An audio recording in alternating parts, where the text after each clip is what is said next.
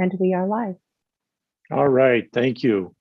And since I said one more minute, either you, Linda, or Lynn, do you have anything before we get into bills that you wanted to mention? I don't know. Okay, I do not. all right. Okay, so welcome. It's February 15th and this 2022, and this is the Marine Resources Committee. And we have a meeting with several work sessions continued from last week.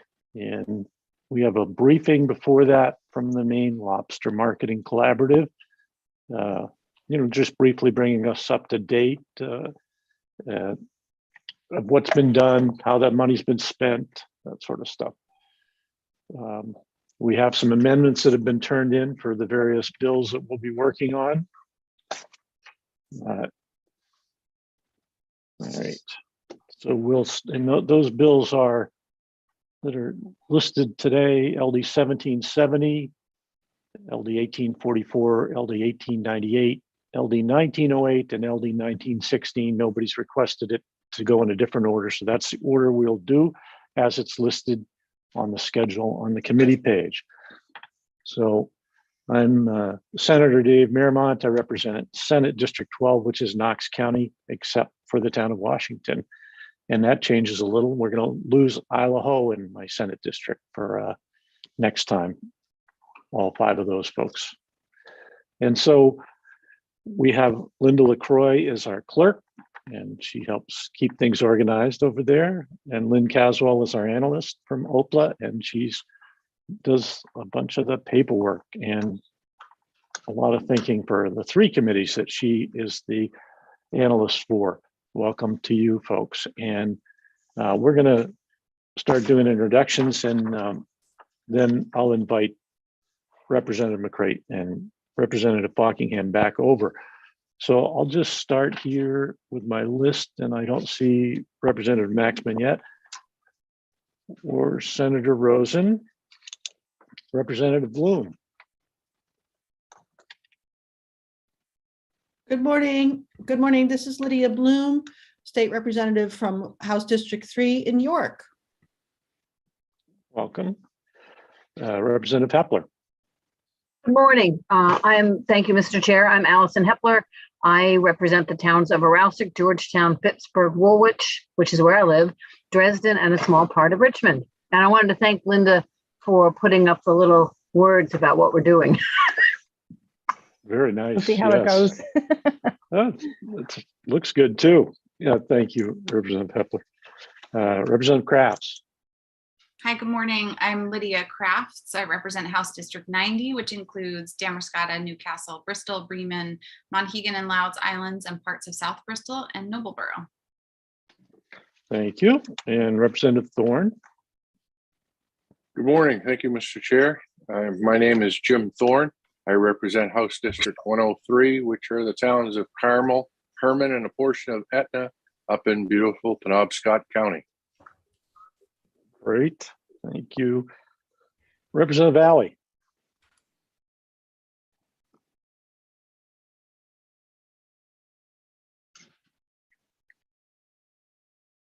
Well, let's see. Thought I was off that. There you are. Okay. Robert Alley from down Jones Fort Mills area, and I represent District 138, which is 12 communities down here from Steuben to Machias. Thank you. Thank you. Representative McDonald. Good morning, everyone. I'm Representative Genevieve McDonald from House District 134, offshore islands of Penobscot Bay and Western Frenchman's Bay, and this district will be keeping beautiful Idaho. That's right. Great. Representative Hutchins. No, I don't see him yet. Representative Stanley. Hi. Hi. Good morning. I'm Peggy Stanley. I represent the beautiful Katahdin area, which is the towns of Millmarket, East Millmarket, Medway, Patton, and unorganized territories as well, as of right now. Thank you. Thank you. Okay, and I pointed out to our co-chair and Representative Buckingham that we're getting ready here, so they're on their way over. And we'll let the people who weren't here introduce themselves as they appear. And we're just going to pause for a sec as they transition. Oh, hello, Senator Maxman. You can introduce yourself when you're ready. Hi, folks. Sorry I'm late. I'm Chloe Maxman. I represent Senate District 13, which is Lincoln County. Thank you. I was just saying that we have a couple meetings every week before this meeting. We start with our chairs meeting, and then we transition to a meeting with DMR just to let each other know what people have brought and what amendments might be here. And then we come on to this meeting, and we're just wrapping up the other. And it's really important because it gives the department a chance to go back and look up some of the things that we might have come up with that Lynn has advised us of. And so we really need that, or else we'll be sitting here asking questions and then postponing another week. And we're just not going to do that. So I'm babbling so that the folks who are seeming to be here are back. And so welcome back, and please introduce yourself, Representative McCray, my co-chair. Hi, I'm Jay McCray, representing Harpswell, West Bath, and Northeast Brunswick, and sorry to keep you waiting. Just perfect. And I don't see Representative Buckingham yet, but we'll let him introduce himself. And Representative McCray has something she's going to read to us from the presiding officers. They wanted this alerted. Of course, I think the opening line, you all got this too, representatives did, that it opened up with, of course it's not you. And that was my first thought too. Of course it's not me or my committee, but they want us to read it to everybody and all the committees. So you'll probably be hearing this one. So go ahead, Representative. Thank you, Senator. Yeah, this comes from the presiding officers, and it's just a reminder for all of us about decorum, basically. A reminder for all committee members: the Legislative Code of Conduct charges each legislator with civility and responsible conduct both inside and outside the State House. And the joint rules, the rules of committee procedure, the rules of order and decorum of the Senate and House, and Mason's Manual of Legislative Procedure all provide guidance regarding the maintenance of order and decorum.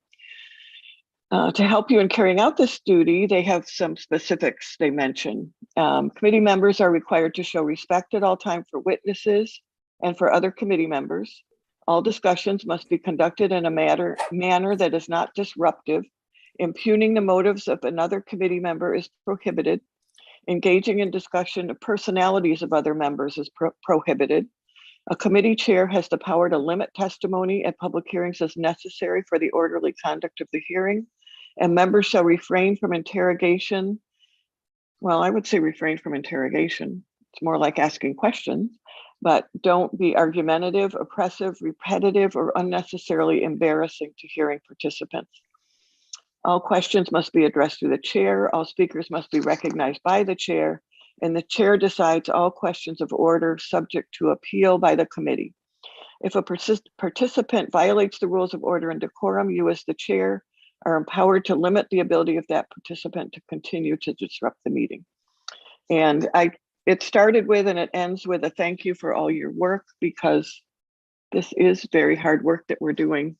And I think we all benefit from a reminder about decorum. So thank you, Senator. Thank you. There's Representative Buckingham. Go ahead and introduce yourself, please. Good morning. I'm Representative Billy Bob Buckingham from Winter Harbor. I represent House District 136. Thank you. Welcome. And we'll keep letting people do that as they join. Senator, yes. I just want to speak to Linda real quick. Some of they're still having trouble getting on that link because it's not a clickable link. It's one. Yeah, I had to copy it and paste it into my browser. I don't know if Muted, Linda, it's unless just you're talking to somebody else. I know Sherm Hutchins is having trouble. He didn't get a link, and then he's having trouble getting on. So that's where he is. Gotta have him check his state house email. We got like 3 different emails with that link, but we'll work on that behind the scenes. That's good. He can come in a minute. And Linda can work on that. Okay, so we will move on to our bills, and they're all work sessions. So I'll just read the general work session rules. No, actually, Senator, we have the briefing scheduled first. That's true. Look at that. A brief briefing. And I even said we we're going to have that. And then it's just so tiny in the little schedule thing over there. So, okay, but it's super important. Okay, if Linda, if you're not too busy here with the representatives trying to get in, could you bring in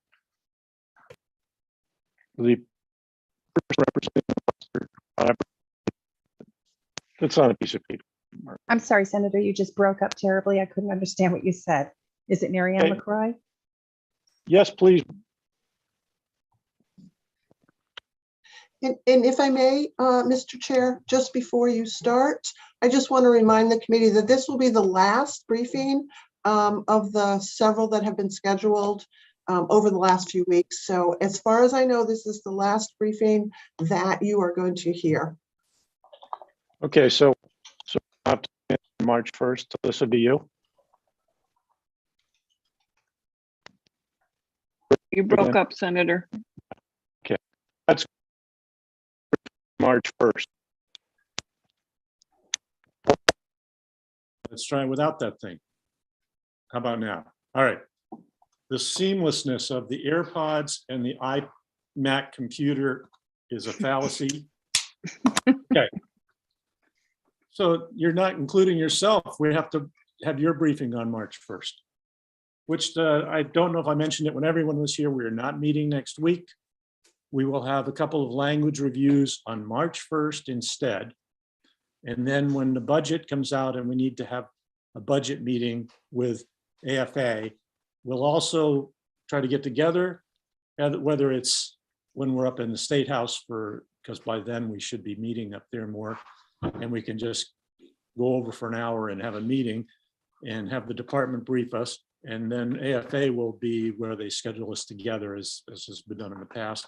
But we'll do all that later. None of it's scheduled. So we now have a couple language reviews on March 1st, no meeting on February 22nd, and you don't have anything Monday because it's President's Day.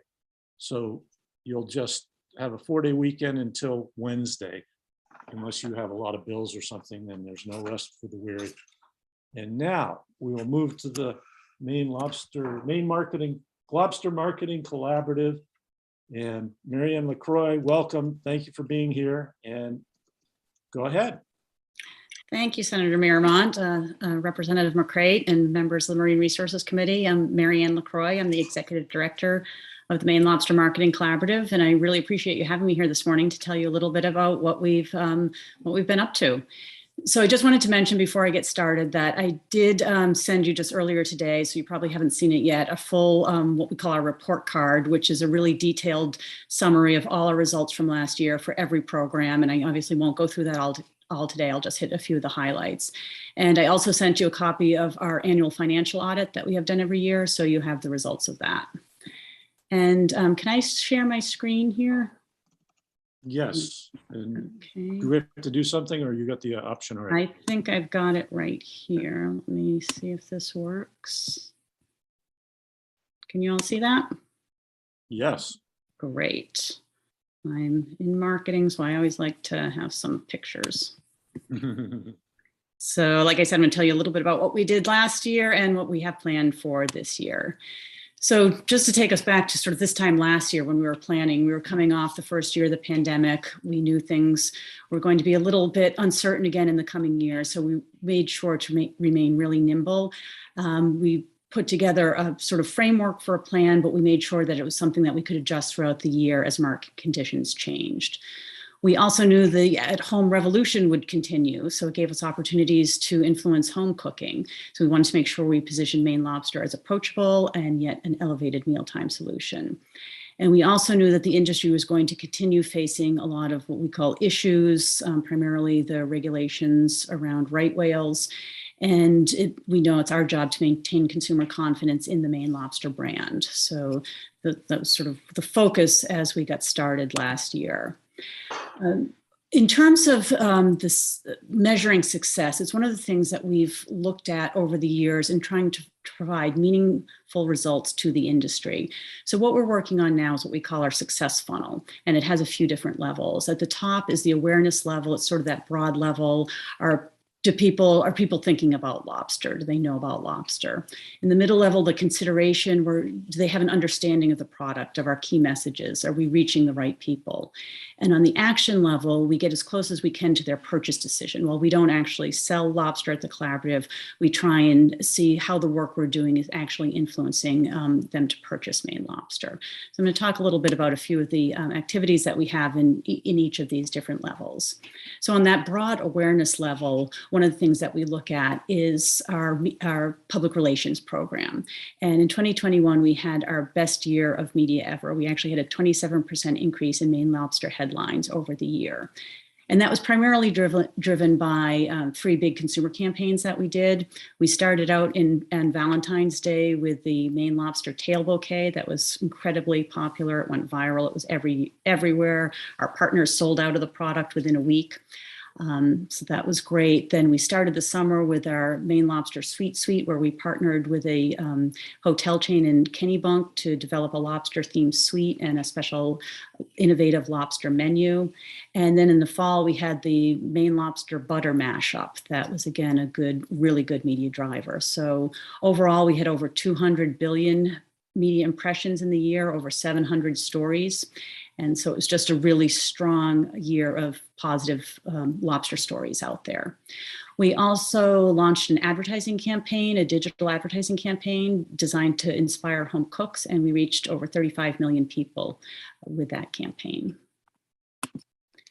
On the consideration level, or people understanding Maine lobster, one of our big activities was developing new content for consumers. So we worked with influencers to develop over 21 new Maine lobster recipes and over 200 new photos and videos that we could use to get people to cook more lobster at home. We also created a Maine lobster innovation guide. And this is to encourage food manufacturers to use more lobster in different products. And we took that out to food manufacturers through our webinar series. And in a survey, we found that 63% of those that attended the webinars were currently considering creating products with Maine lobster. So that was a very positive result of that.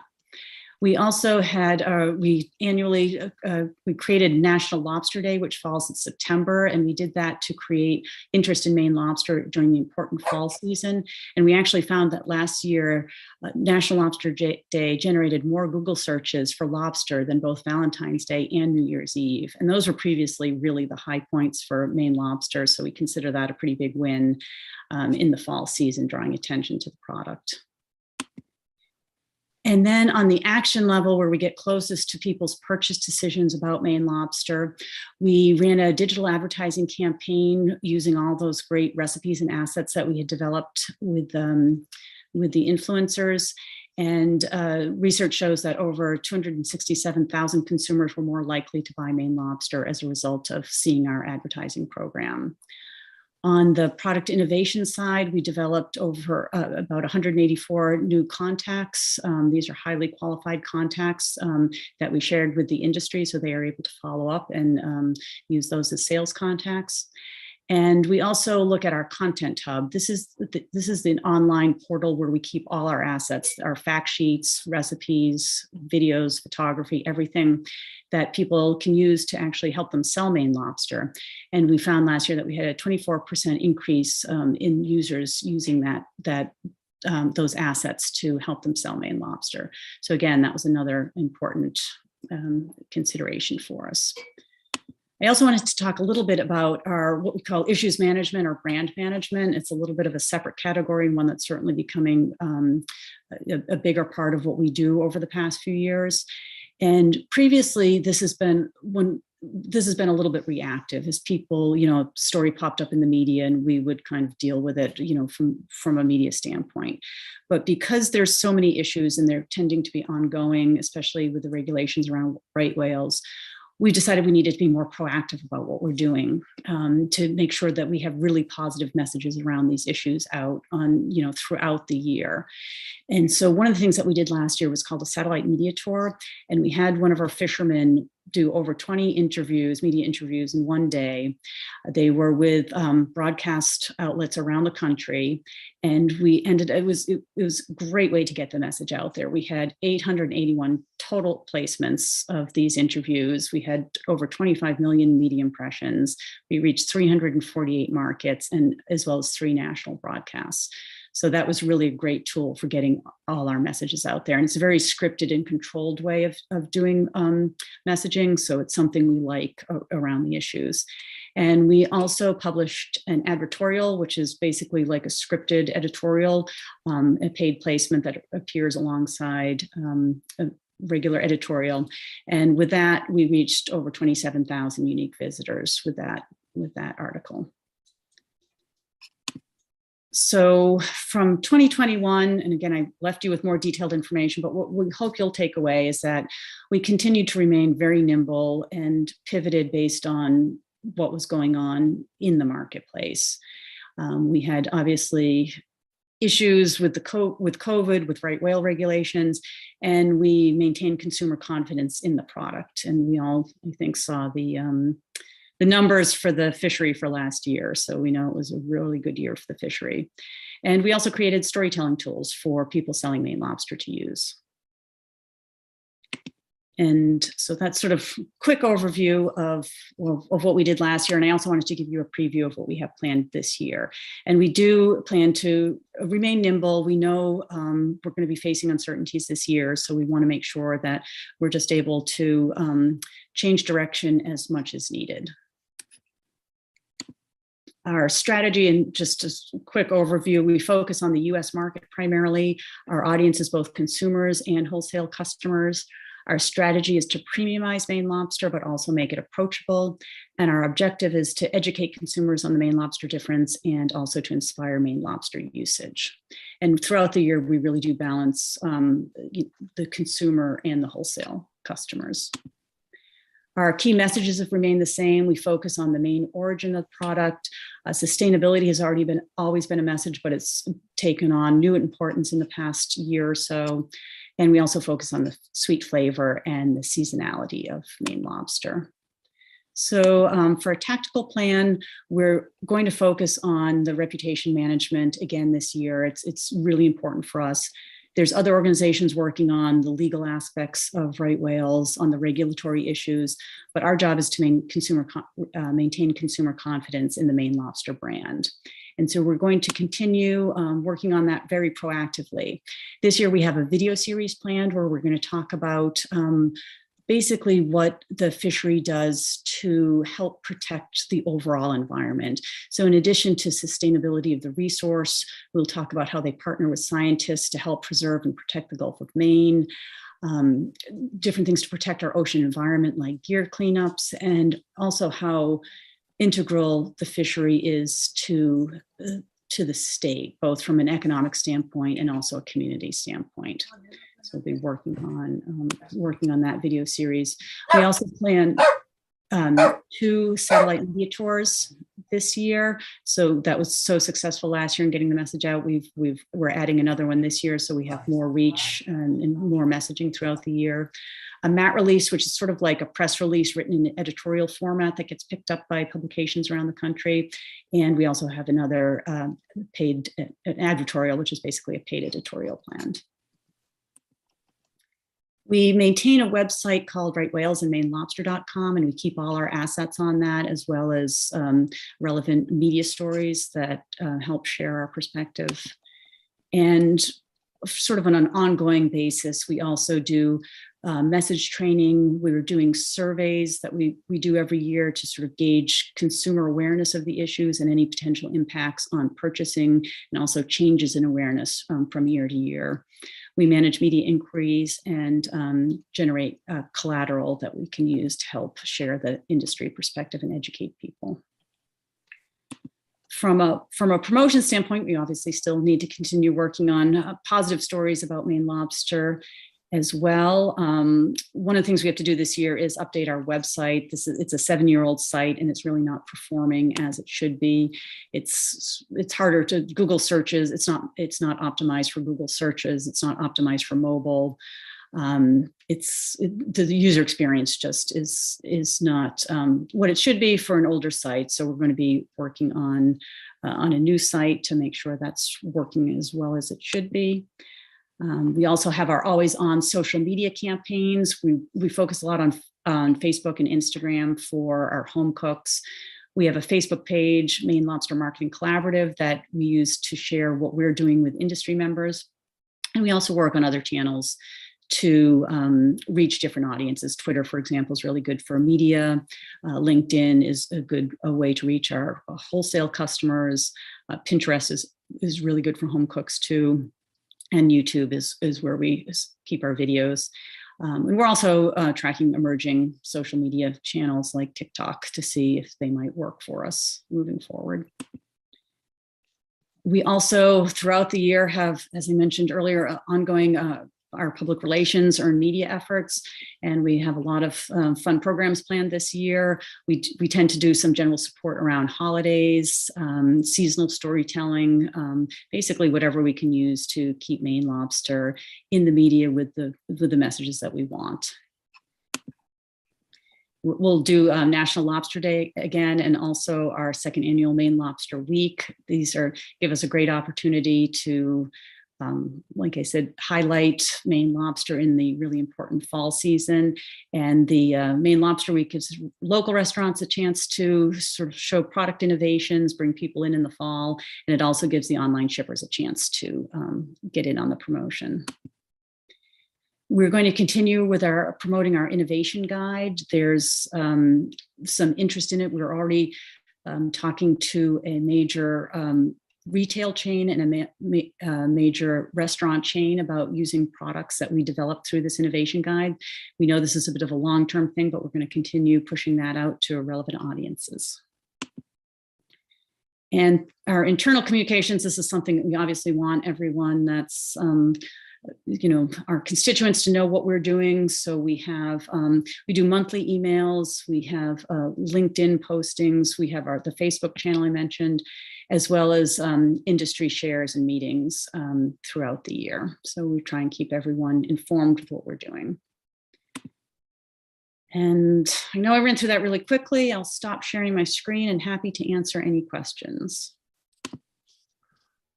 Thank you, Ms. LaCroix. That was very informative, and I like the way you're dealing with challenges. So that's good. Anybody on the committee have any questions?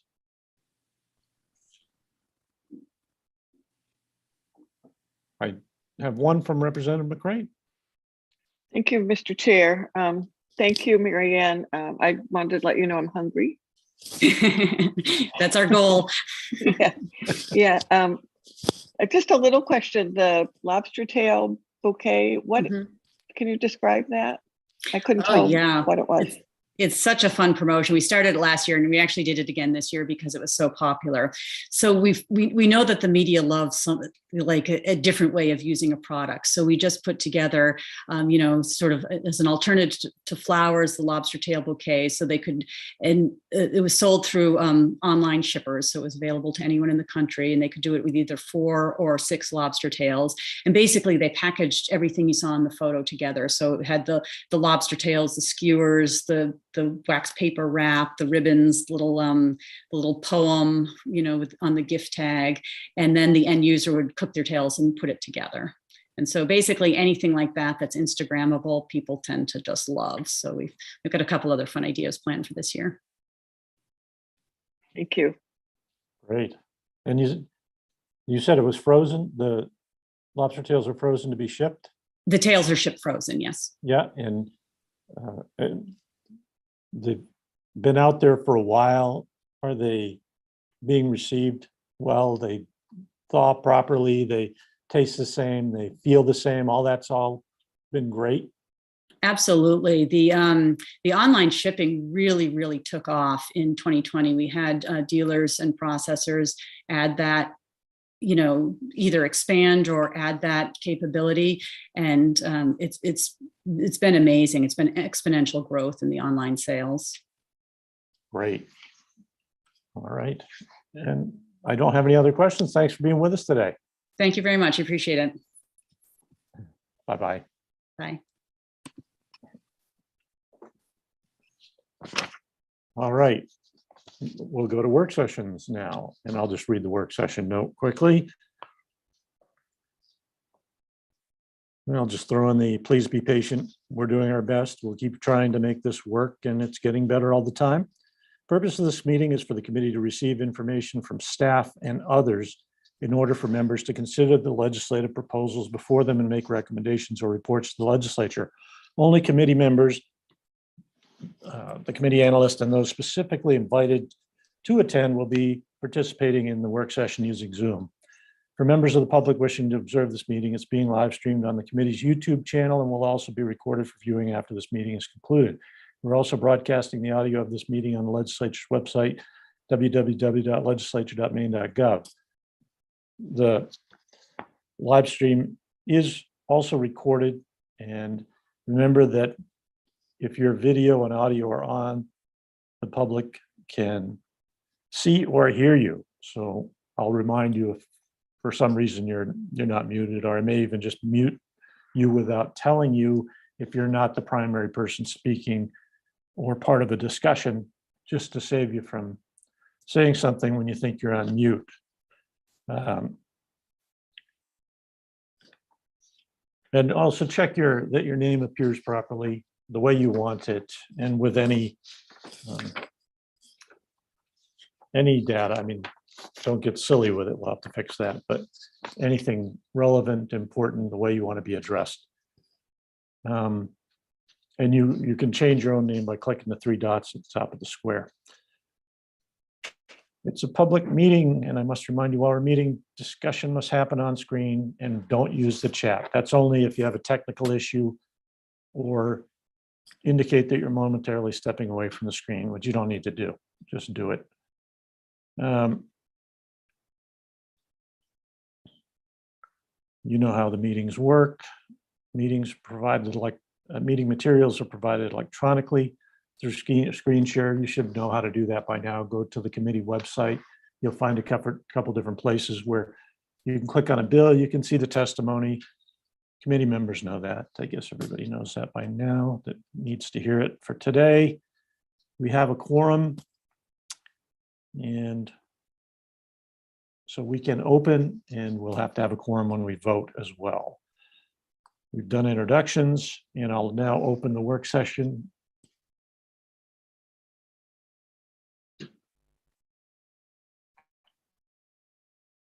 On LD 1770, an act to create a commercial halibut fishing license. That was presented by Representative Hepler of Woolwich, and that work session is now open, and we always start our work sessions with our analyst right after we have Representative Hutchins introduce himself, since he finally worked his way here.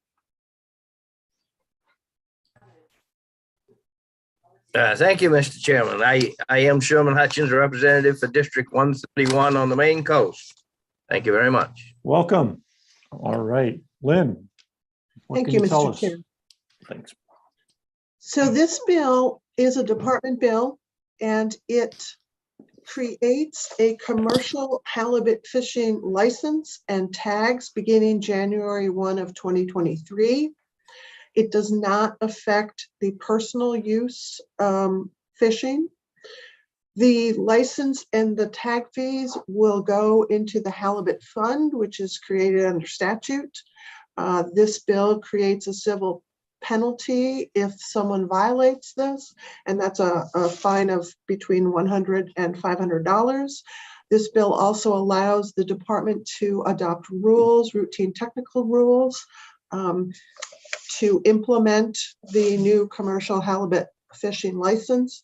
The testimony from the department was focused on this halibut fishing license as a tool to better manage the industry, which is getting close to the quotas that the industry needs to stay below. If quotas are exceeded, there are significant repercussions on all federal permit holders. DMR discussed other methods they have used to try and manage this industry, and have discussed how there's a lot of latency, and that was preventing their other management tools from being successful. So this is a management tool bill. They did propose a couple amendments, and in the bill analysis that I sent to you, I showed the amendments as they would appear in the bill. The first amendment is regarding excuse me, I'm going to get this wrong. Federal multi-species permits only pay $2 for a halibut license, and that fee of $2 is to cover admin costs. So there was one amendment which was specific to federal multi-species permits. The other, in the bill, there were 4, you could buy 5 tags, 10 tags, 15 tags, 20 tags. The department proposes to amend it that there's 2 tags, either a 10 tags for $10 or 25 tags for $100.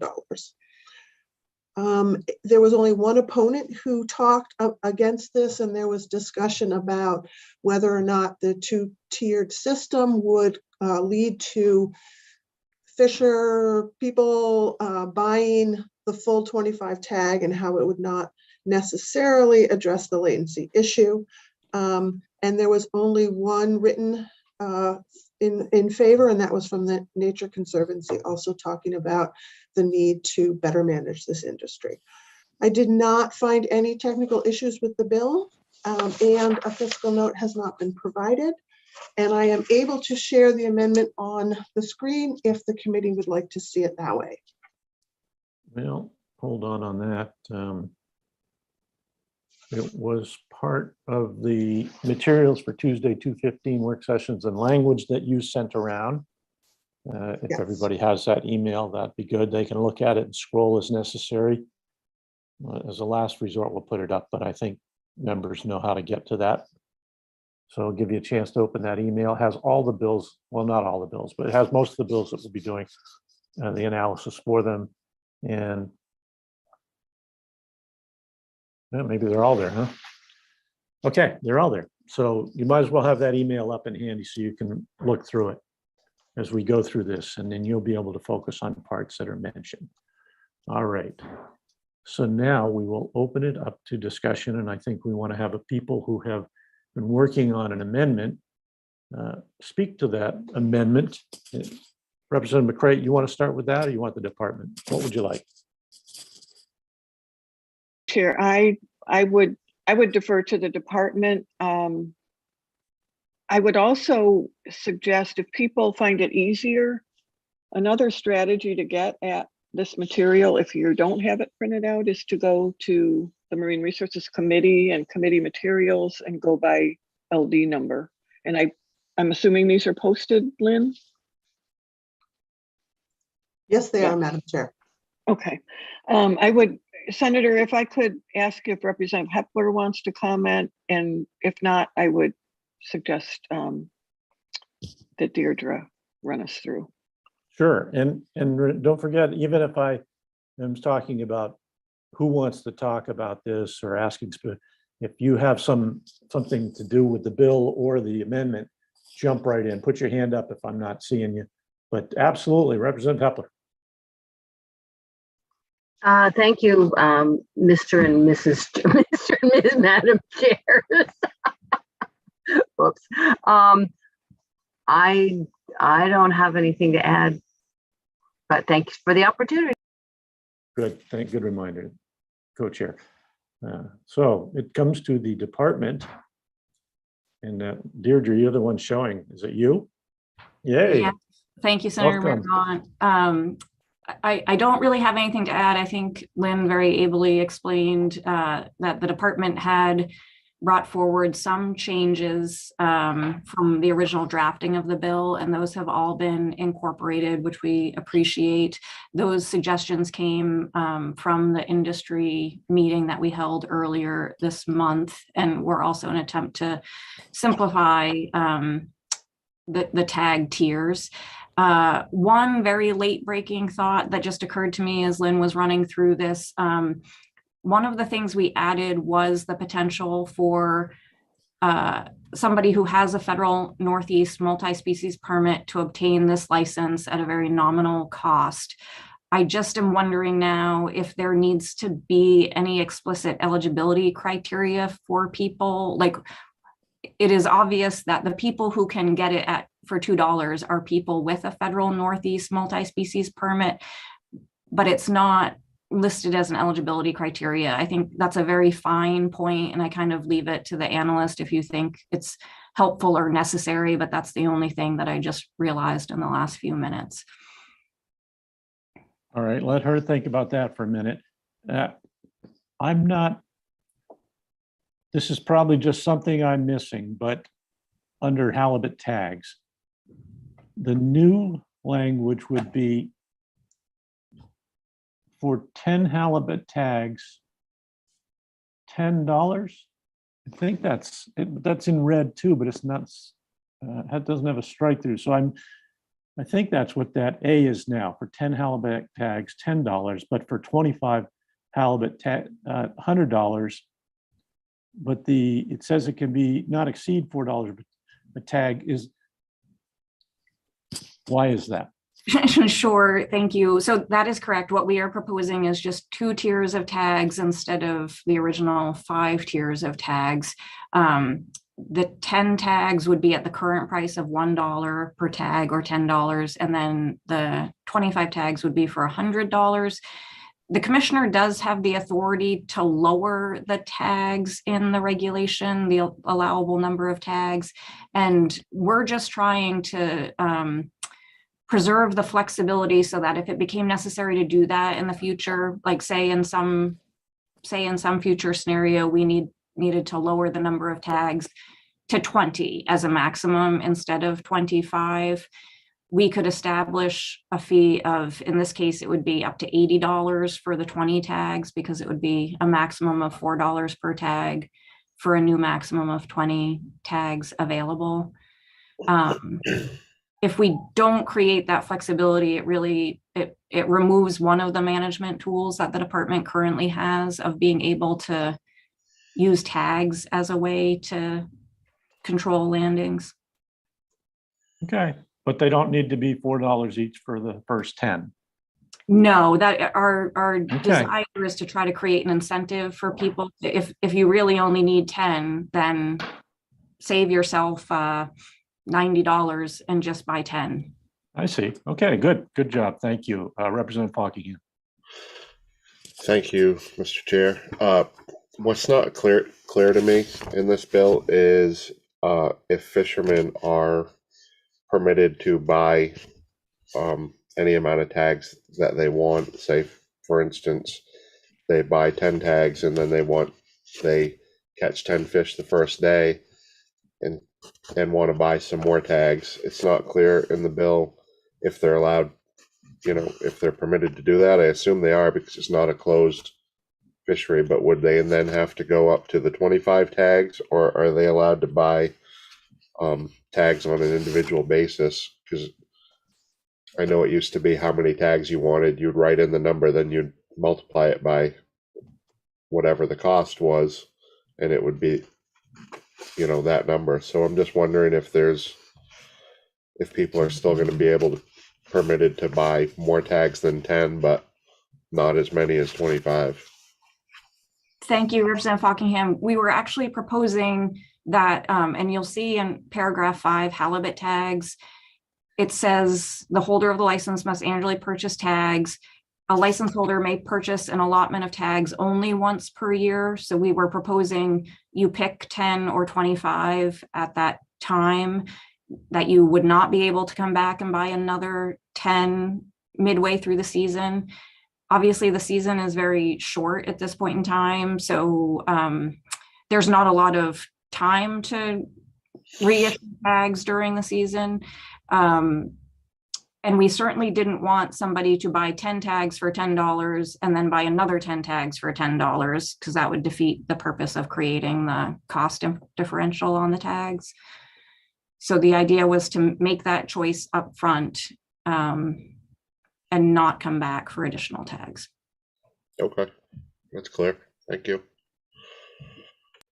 Okay, I don't have anyone else wanting to speak, so it's time for a motion. Anybody have a motion? Representative McCray. I would make a motion ought to pass as amended and described by the analyst. Great, and we'll just, she is going to speak in a minute, and Representative Alley has seconded that motion. And we'll just have Lynn speak to that other little point about the additional language from Director Gilbert as well. And did you want that included, Representative McCray? That she does. Okay, so if you'll just run by the motion that's been made and seconded. Lynn. Yes, thank you, Mr. Chair.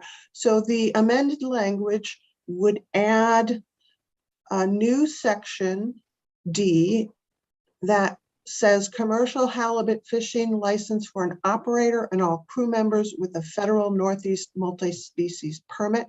That would be under the license required section and under the fees section. And I do think that Deirdre made a good point to clarify in the eligibility section that same distinction. So I would agree that that would be a good addition. And then the other change that is in the bill is to have just the two tags, the 10 for $10 and the 25 for $100. And those are the amendments from the department, from the public hearing, and also the one just suggested. Great, and we'll move on to discussion, and Representative Hutchins. Thank you, Mr. Chairman. I just wanted to point out what Lynn just had, and I think you just want to be certain that the fishermen understand that if they buy 10, that's all they're going to, or anybody buys 10, that's all they're going to get. So that was my point, just to make sure that was clear, so that they probably will buy the $100 license most of the time. Good point. Thank you, Representative. And Representative Buckingham. Thank you, Mr. Chair. Deirdre, I have a question about, is the recreational tags, I think you're allowed to buy 10 at $1 a piece, I believe. Is that going to remain the same as it currently is? Yeah, there's no proposal to change anything with regard to the recreational tags. Okay, and one more question. So the people with multi-species permits, they're permitted to catch one a day with no limit by the federal government. What's the state doing about that as far as tagging? Are they going to be given unlimited tags, or are they going to be limited to 25 tags as well? I think I might need to check on the answer to that, which I think is coming in right now. Give me just 1 second. Yep, go ahead.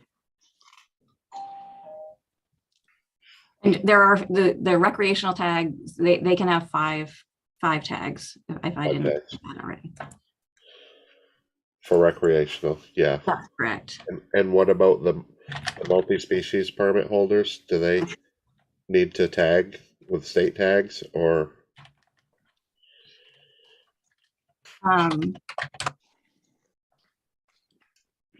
Okay, sorry.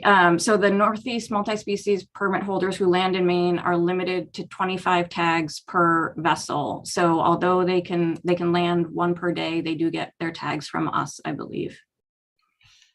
Okay. They're just not limited to the season. Yeah, okay, thanks. Okay, thank you. Representative Alley.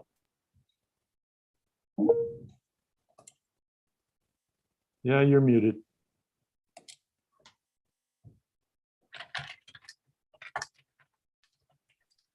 Okay, now? Yep, you're good. We hear you. Good. Well, I need to go to the eye doctor at 11 o'clock, and I got to go from here to Ellsworth, so that's cutting it close. Is that okay with you? Something cut out in the middle there. I didn't hear why. I know you got to go to the eye doctor, and then I lost it. Right. That's at 11 o'clock, and it's 10 now. So I got to go to Ellsworth. Yeah. So is that okay with you? Things happen. You get 2 days to vote on anything we work out. So just check in with Lynn or me or Representative McCrate and get the information, and then you can vote. Okay. Sometime when you just call in you have to call the House office or just call you, Linda. Okay. I send an email out to anybody who's not present with the LD number and the title, and give them that information that they need. They have 2 days, and which presiding officer they need to contact. Okay. So he'll get an email from me with all of the bills listed.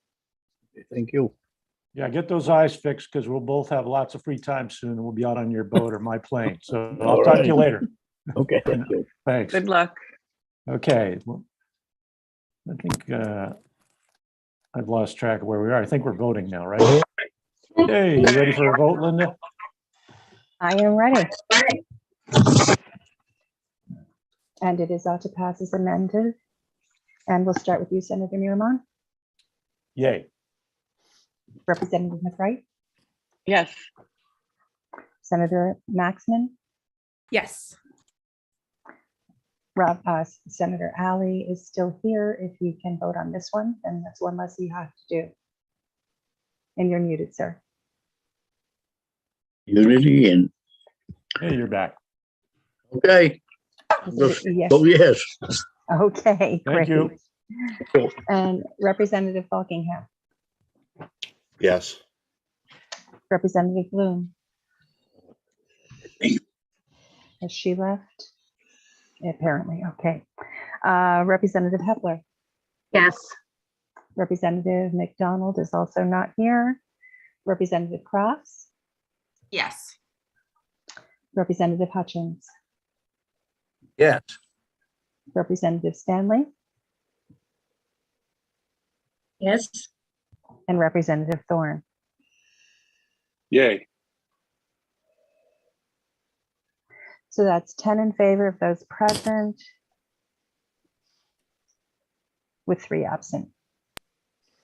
Okay, with 10 having voted in the affirmative, 3 being absent, the LD 1770 passes. And that closes the work session on LD 1770. Thank you, and we'll have review later. And we will now move on to LD 1844, an act to provide for special fees for certain aquaculture lease applications and to amend other provisions in the laws governing aquaculture leases, presented by Representative McCray.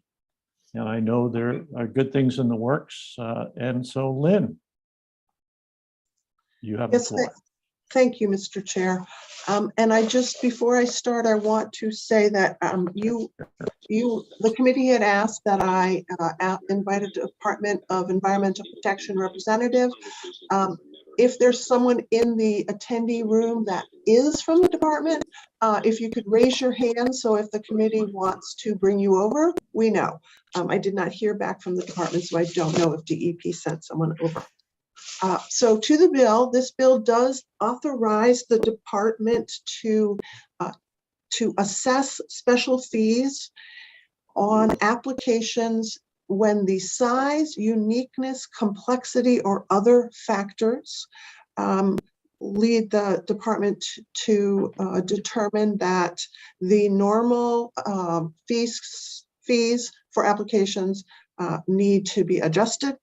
This language was modeled on language in the department in Title 38, and I did do a comparison, and it is virtually identical. It also, so the bill does three things. It applies special fees. It also permits the department to obtain an emergency aquaculture license. Currently, emergency aquaculture licenses are only permitted for someone who already has a license. The department talked about if there was a widespread issue and that affected multiple aquaculture vendors, that they each would need to get a license, an emergency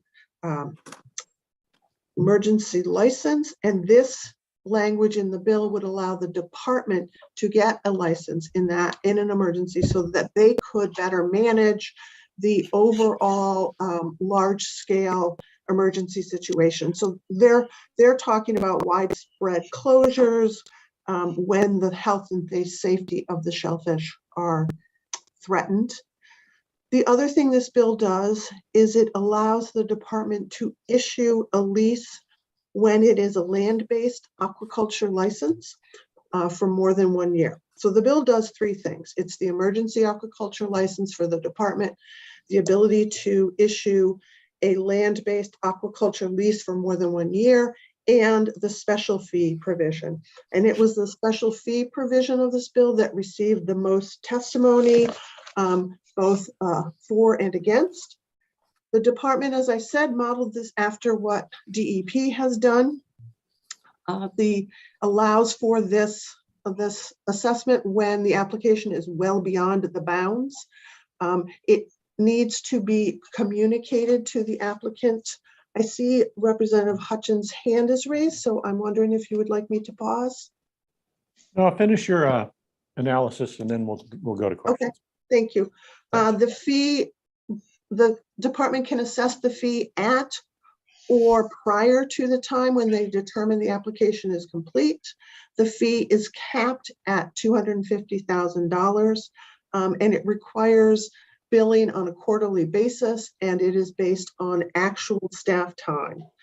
The Maine Aquaculture Association testified against this bill. The Protect Maine Fishing Heritage Foundation testified neither for nor against.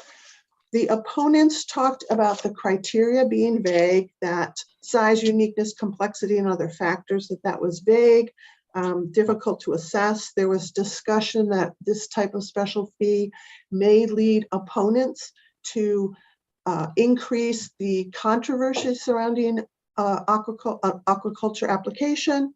And then there was some discussion about whether or not this is the appropriate service license model for this type of industry. And I will defer to people in the industry to talk more about the service model and whether this is appropriate or not.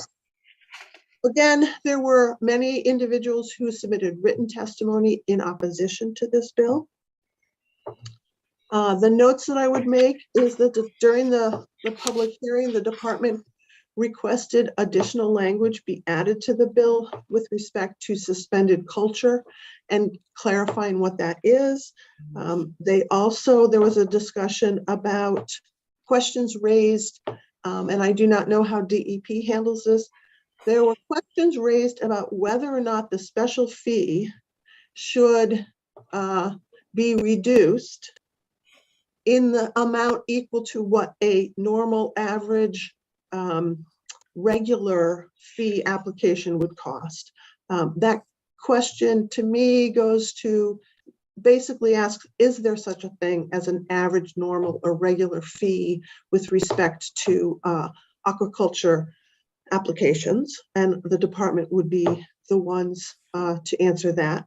Again, there was a request for DEP to be present, and I haven't stopped to raise my to look at my chat, but I don't see any raised hands, so I do not think DEP is present to discuss what their experience was.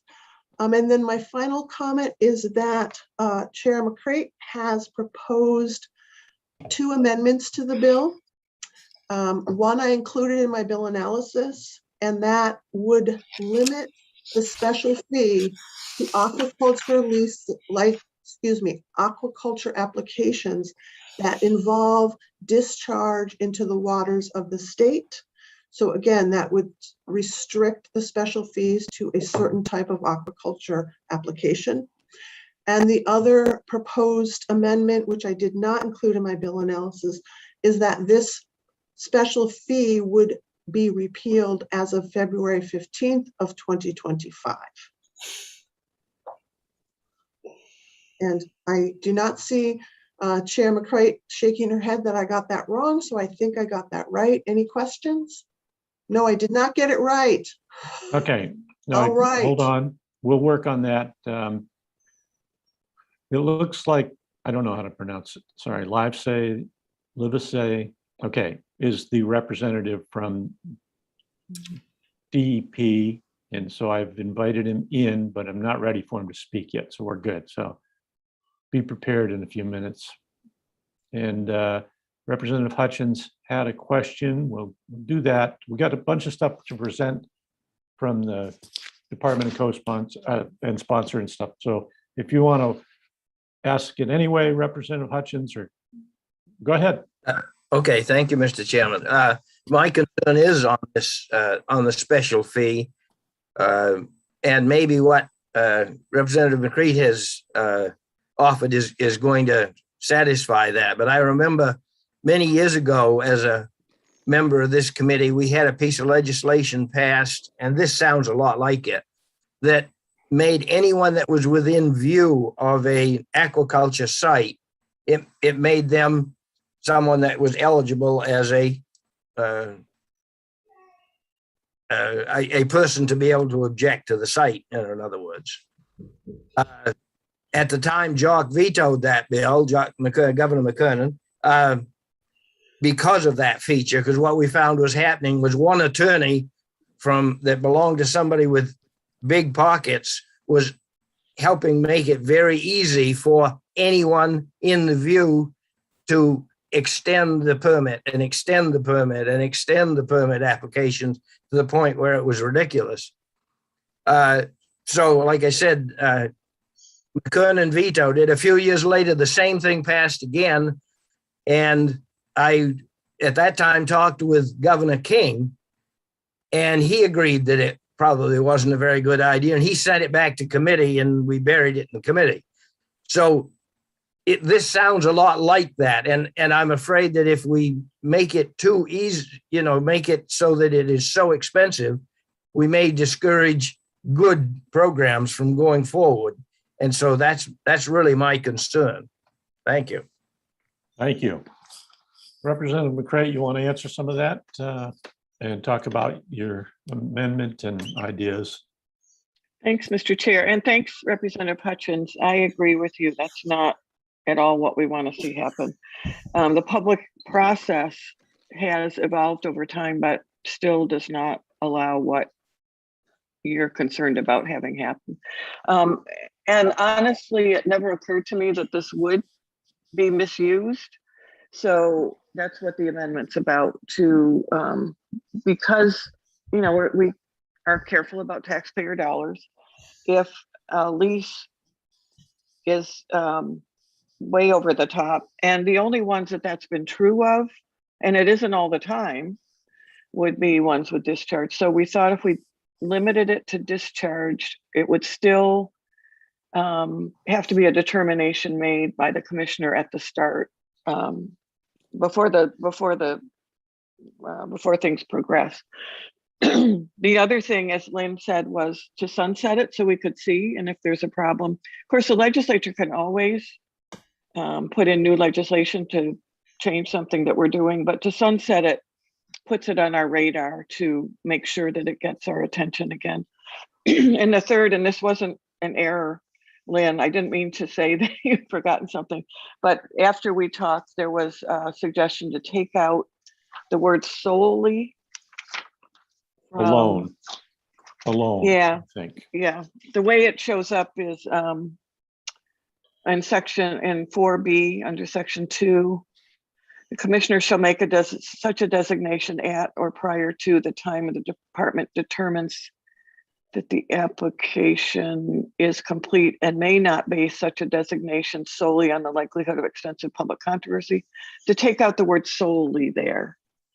Still, it's a public controversy cannot be the reason to increase cost, but it seemed like it made it a little clearer to take out solely. Okay. So my intent is not to impede aquaculture, and I appreciate everybody's concern about it because it hadn't occurred to me. And I think these changes, I hope, would fix that for people. And again, the sunset makes it clear that we can, future legislature will have it reviewed and can do it. I suggested February 2025. If that seems too long, we could adjust that, but those are the amendments. All right, and Lynn, that's all stuff you've heard before, right? So do you have this clear in your head about what's going on? Okay, good. I do, thank you. All right, and so the part about discharge means that it's not the ones that are floating on rafts offshore that people are going to have objections to the view anyway. These would be onshore facilities that have to be cited by a whole bunch of permits to get to it anyway. That's the kind of discharge I think you're talking about. Yeah, okay. And so the sunset provision and strike the solely. That's the changes, folks. It's up to you to decide whether that seems like it covers the objections. It seems like it to me. Representative Crafts. Thank you, Mr. Chairman. I still, this came up in the public hearing. I have a hard time without defining the complexity, uniqueness, and size within the bill.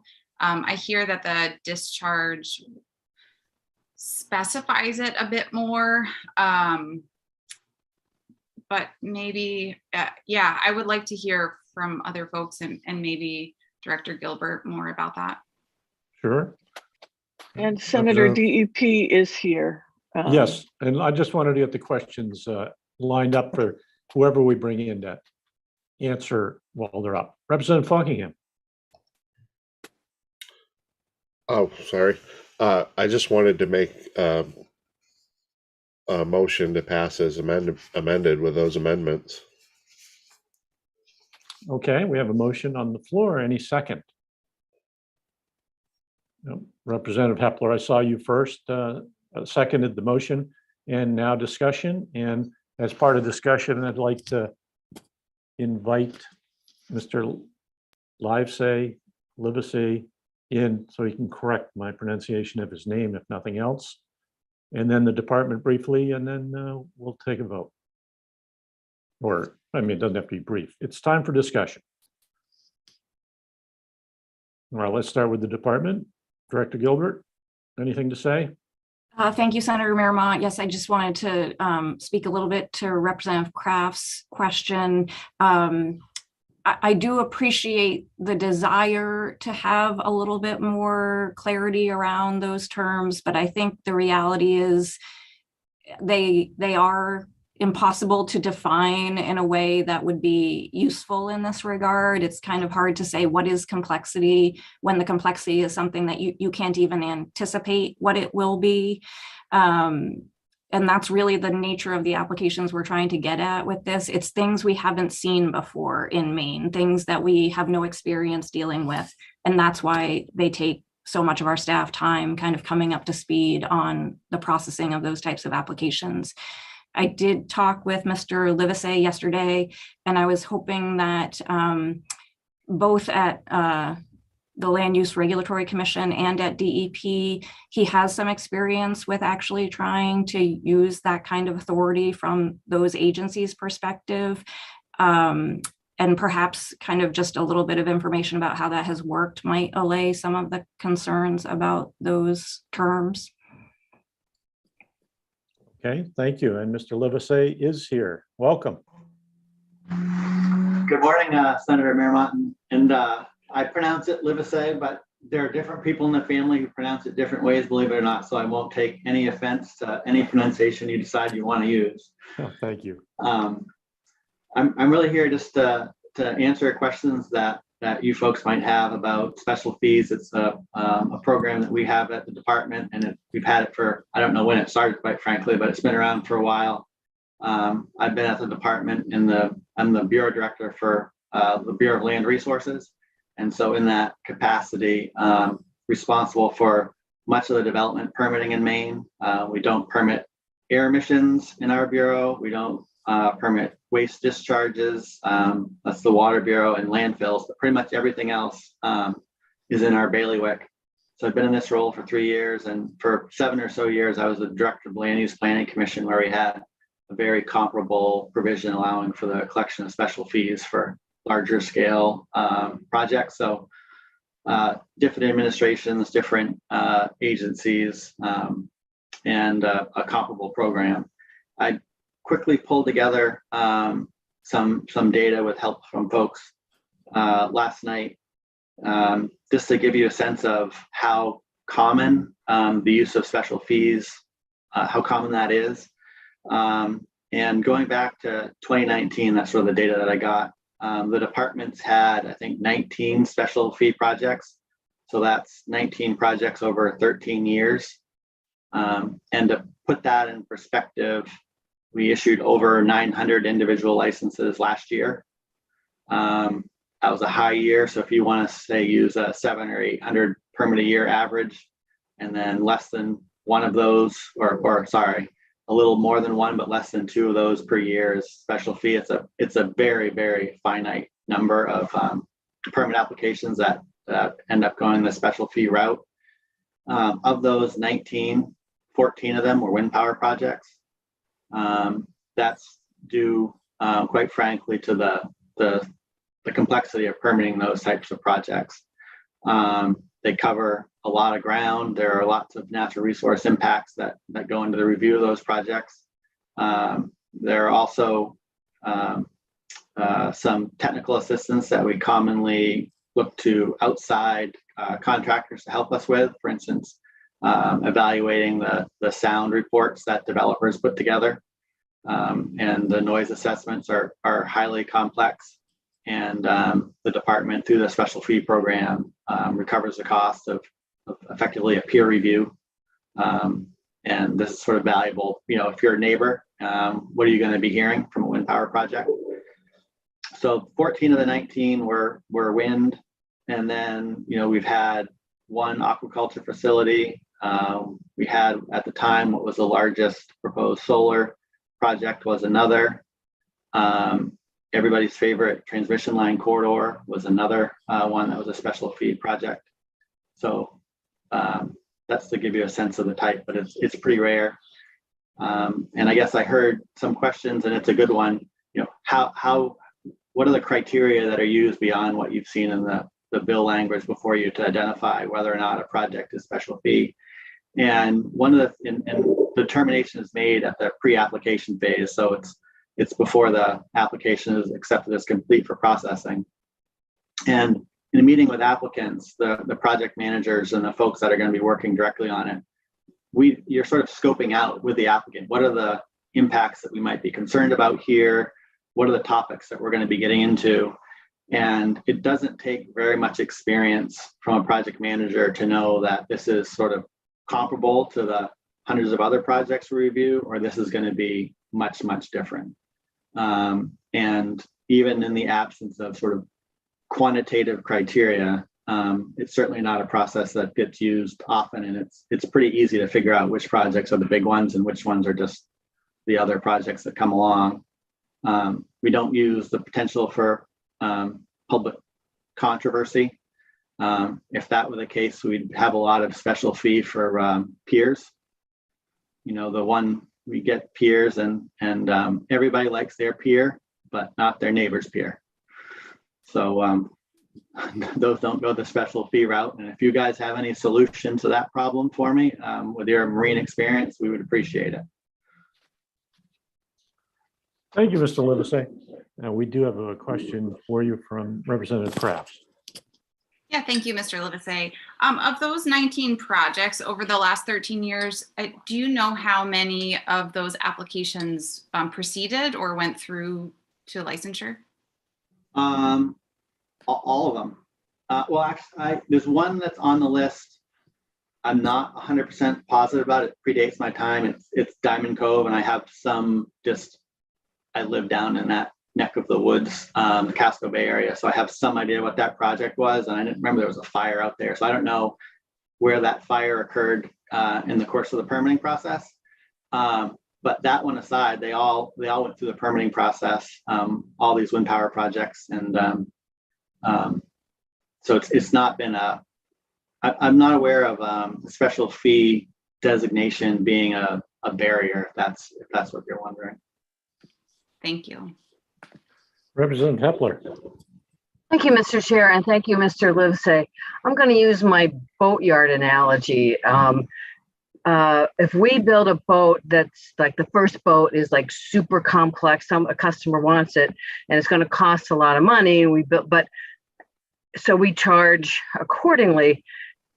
The next person comes along and wants the exact same boat. I would be hard pressed to, because we already have the molds and whatnot, I'd be hard pressed to charge that person the same fee. Does that make sense in terms of like if you see the same project a second time, the first one's complex, the second one's not?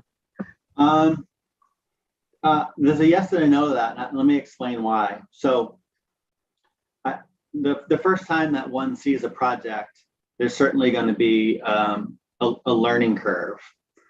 But at least in the department, so when I say department, I'm talking about my department, DEP, which is probably confusing if I probably ought to say DEP.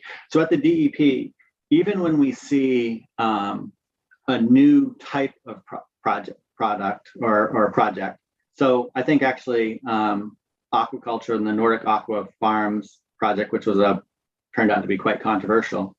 And so from our perspective, it's a new technology that's being proposed, sort of large scale onshore aquaculture, but the components of the project, the types of impacts that we're reviewing are not, they're not specific to aquaculture. For example, that project has a very large footprint.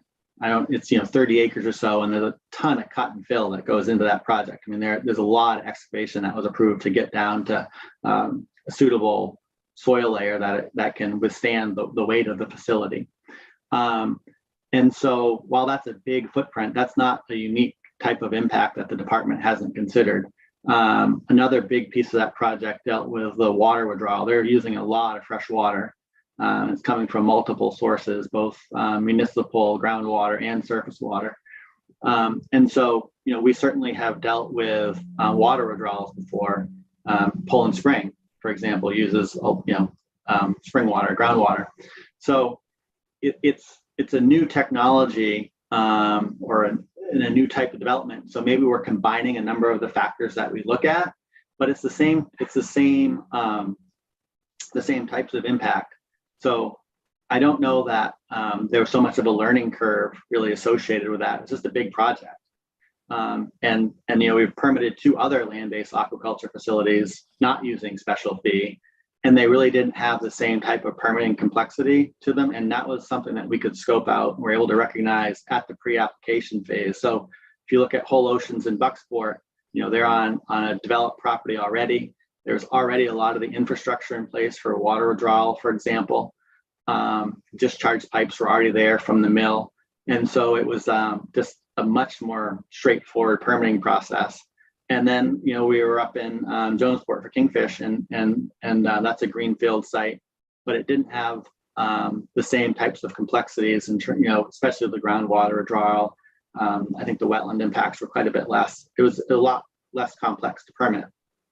And then, 14 of the projects were wind. So we're getting pretty good at permitting wind projects. But but they're still complicated. And although it's wind power, the nature of the impact with respect to any given project, it really is location dependent. So in one location, migratory birds could be a really big concern, and we work with IFNW on that. In another, there could be a threatened or endangered species that we're concerned about based on the habitat and the place where it's located. So it's most wind has some complexity, but we are getting better. I've got a draft wind power permit right now, and it was designated as special fee, and they're going to pay less than their regular application fee. Believe it or not. Let me take that back. We bill quarterly, and so through when they ran the numbers for me last night, they were lower than the application fee. There may be another quarter's worth of bills to go out, but the point being, that one was more straightforward maybe than we anticipated at the pre-application phase. And there have been a couple projects that have come in at a lower rate, actually, compared to the application fee. Thank you. Representative Hutchins. Thank you, Mr. My question, I think, would be about clean energy corridor. You gave that as an example, and maybe that supports kind of what I was saying. The clean energy corridor had all of its permits, and did this make it so much longer that it gave time for the process, which has now stopped it, at least for a while? Yeah, I would not suggest that there's a correlation between permitting timeline and whether or not a project is or isn't special fee. And so I'll use that project as an example. That's obviously a project that's consumed a tremendous amount of department staff time over multiple years. I mean, there was a week-long public hearing. There was a 6th day of public hearing that was added. We've had, I think, 3 different permits appealed in conjunction with that project. There was the commissioner on her own accord initiated proceeding to suspend or revoke the license, and that had a public hearing that came with it. And regardless of whether CMP and NECEC Transmission LLC were reimbursing the department for staff time and for hearing space back before COVID when we were meeting in public spaces, regardless of whether or not this was a special fee project, all of that same process would have occurred. There's no doubt in my mind about that. And Representative Kraft. Thank you, Mr. Chair. Thank you again, Mr. Livesay. Does the legislation with the DEP, the process for special fees include any appeal process? There's language, I think it's similar to what you see before you hear, where there is some appeal fees can be passed along, if you will, at that point, if they've been issued a permit to the permittee. And we've done that in some instances. Well, we typically do that with projects that we review that are appealed, but not all the fees are passed on. So, for example, this frustrated me, but the court in one of our recent appeals would not accept an electronic record for the official court documents. So, although the permitting process was one that was done electronically, and we put together a PDF of the 10 or 20 or I don't know how many 100,000 pages, we had to print all of that for the court and index it. And so that printing fee, for example, can be recovered and was recovered through the special fee process. We don't, as a matter of practice, recover the cost of, Attorney General's office time, for example, although the department pays for that. Mr. Chair, may I follow up? Sure, go ahead. Yeah, I think to clarify, I meant if the applicant wanted to appeal the use of the special fee process, is there any way for them to do that? Yeah, they would appeal that to the commissioner. I've not gone through that process. I've never had an applicant that's appeal the special fee either here or at the Land Use Planning Commission. Thank you. Thank you. Representative Hepler. Thank you again, Mr. Chair. This actually isn't a question for Mr. Livesay, but about the amendment. Is this the time to ask that? Question about the amendment? Sure. This is time for the committee to ask anything of anyone. Okay. So thank you. So am I, and I know I seconded this, but I just want to make sure what I seconded. So are we now the only projects that can be subject to this special fee are land-based ones? Unless there's a different definition of discharge, it would seem the amendment does that. Lynn shaking her head. I'm trying to pull up the amendment again. And go ahead, Lynn, if you want to answer that, if you're the best person to answer that right now. So Representative Hepler, I did not hear exactly what you said. This applies to applications involving discharge into waters of the state. That's how it's drafted in the bill amendment. So if it's already in the water, it's not discharging to the water.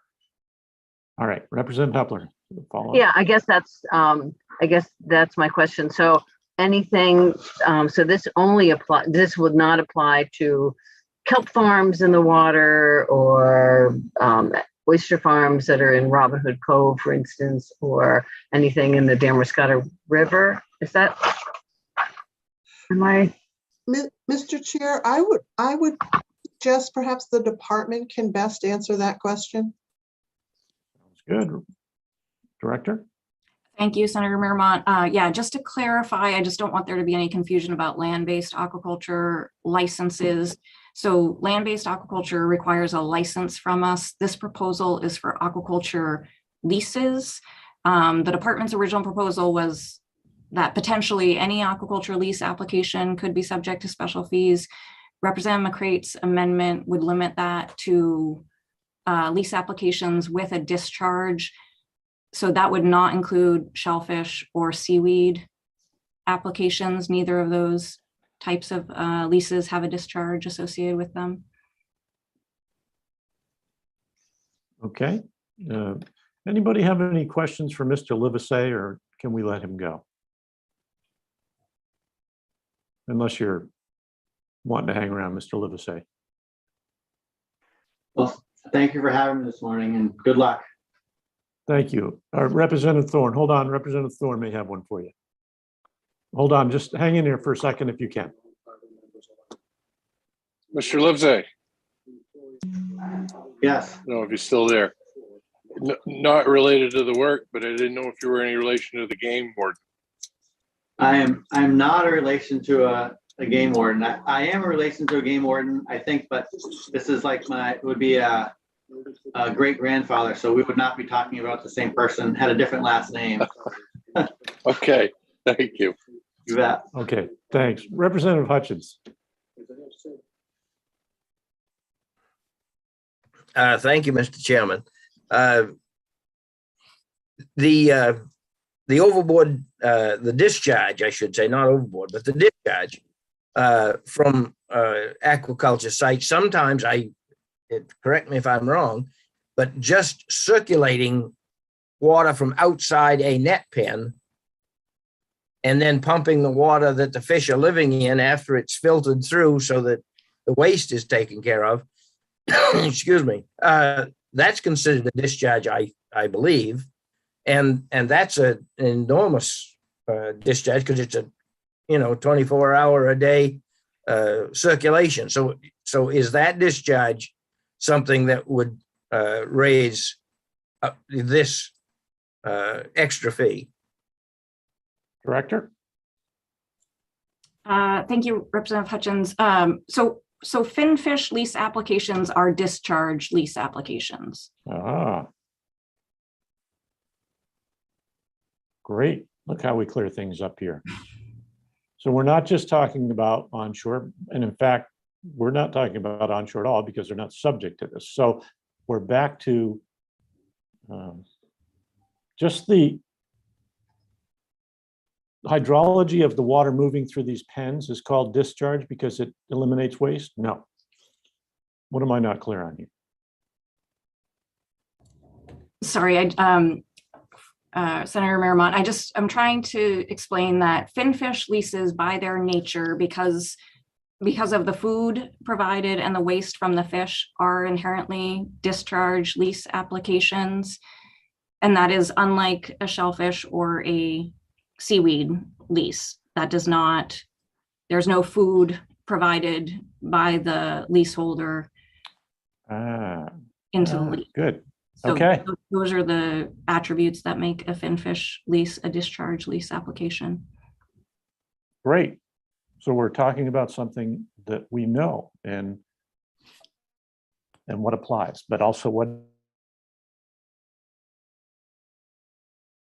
isn't included. So this is good. Thank you. Representative Hutchins' hand was just still up, and Representative Crafts. Great, thank you, Mr. Chair. Director Gilbert, so shellfish and seaweed are not included in this, finfish are. Can you just define, are there any other categories that fall within the discharge?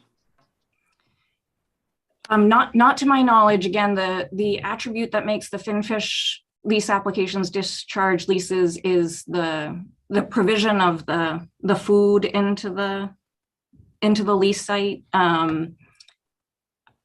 I'll kind of pause to let any of our aquaculture staff that may be listening, if there's something that I'm not thinking of, I will come back to you. But in our experience, the only type of application that we have dealt with to date that is a discharge, I believe, are finfish lease applications. Thank you. And we do have Sebastian Bell in the listening. And if the committee doesn't object to him answering the question, I'll bring him in for a minute. Okay. I see no objections. On his way in. Thank you.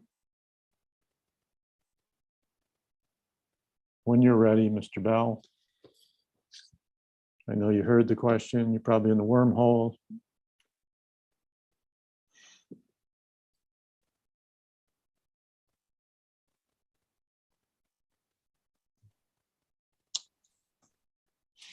Welcome, Mr. Bell. Go ahead and answer that, please. Thank If you, you know Senator it. Marymount. And I believe that Deirdre is correct on that interpretation. I also would like to thank Representative McCreight and the department for working through this issue. And I think Representative McCreight's amendment is a reasonable solution, particularly dropping the word solely. I will say that I do think this is going to put the department in a place where opponents are going to intentionally generate opposition to applications in order to try and invoke these special fees. The one question I have, and maybe Deirdre, this is for you or for the, obviously DEP is left, but DEP has this in their statutes now. If this goes into the DMR statutes, how will the two departments resolve the charges and make sure that an application is not double charged? In other words, charged by the DEP as well as the DMR. How will that be worked out from a fee point of view? Because technically, I believe if it's in both department statutes, you could potentially run into a situation where both departments were charging you a special fee. All right, we don't usually let spectators ask questions, but I think that may be on someone else's mind here too. So go ahead, Director, if you have an answer for that one. Yes, thank you, Senator Marymount. So I think what would happen potentially, if the applicant needed permits from both agencies and both agencies chose to assess special fees, obviously we would be charging for our respective work on those permits. I am confident that we would coordinate in a way that would ensure one applicant isn't being charged for the same work by two agencies. I think that there is the potential, again, that one project could be subject to special fees by both agencies, but I think in most instances, one or the other agency would be leading that permitting, and an applicant would only be charged for the work that is done in support of that permit by that agency. Thank you. Great, that's answered. And any other questions from the committee? We are in the discussion mode. There's been a motion made, ought to pass as amended. We've made the amendment pretty clear. We've been asked and answered questions on it. Looks like we're ready for a vote now. When you are ready, Linda. I am ready. And again, starting with you, Senator Miramont, Yes. Representative McCray, Yes. Senator Maxman. She may have stepped away. I'll come back. Representative Ali is not here. Senator Rosen is not here. Representative Falkingham. Representative Falkingham. Okay. Representative Bloom is not here. Representative Hepler. Yes. Representative McDonald. She is still not back. Representative Crafts. No. Representative Hutchins. That's a no. Representative Stanley. Representative Thorne. Nay. And I see Representative Maxman is back. Your vote, ma'am? No. Okay, so we have 3 in favor, 4 opposed. We have Representative I'd like Stanley to vote back. as well. Oh, okay. I'm sorry, I called on you and you weren't there. And your vote, ma'am? No. You know, okay. Is that everybody so far? Okay, so there's 3 in favor. That makes 5 against. And 4 opposed. 4 missing, 4 absent. Yes, I'm sorry, Yeah. 4 absent. Yep. So with 3 having voted in favor, 5 opposed, and 4 being absent, the motion fails at this point. And there was there any other discussion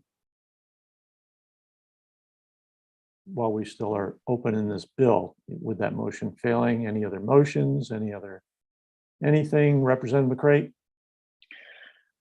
I'm not sure because we have 4 absent. It's hard to know how this is going to go. So can we, I do have an alternative, but I don't know if we want to wait until others have voted or I don't know. Yeah, we can do that. We can wait and bring this back up. Well, maybe people come on and we'll have them vote when they come on while we're working other bills. And if not, we'll kick it down the road. Representative Thorne. I'm just curious. I'm not sure. I just asked the question. Is it possible for somebody to make a motion and then not vote on the motion? Make the motion and not vote on it. You mean, let's say you moved a certain bill, but then you voted against it when the vote came up. Yes, you can do that. No, if I don't vote on it. If I make a motion and then I don't vote. Mr. Chair, yeah, Lynn, go ahead. I believe he's referring to the fact that Representative Falkingham made the motion, ought to pass as amended, but he was absent at the vote. I see. I don't know the answer to the question. I just know the question. And that's, I'm just learning because I didn't know if that negated the vote or that's something that he can catch up with later, and that's fine. It is. You have 2 days to vote, even if you made the motion. It doesn't Okay. matter that way, but ultimately, Okay. does he have to vote? I'm not really sure. Oh, Yeah, he's that was back. just more of a point of process than anything.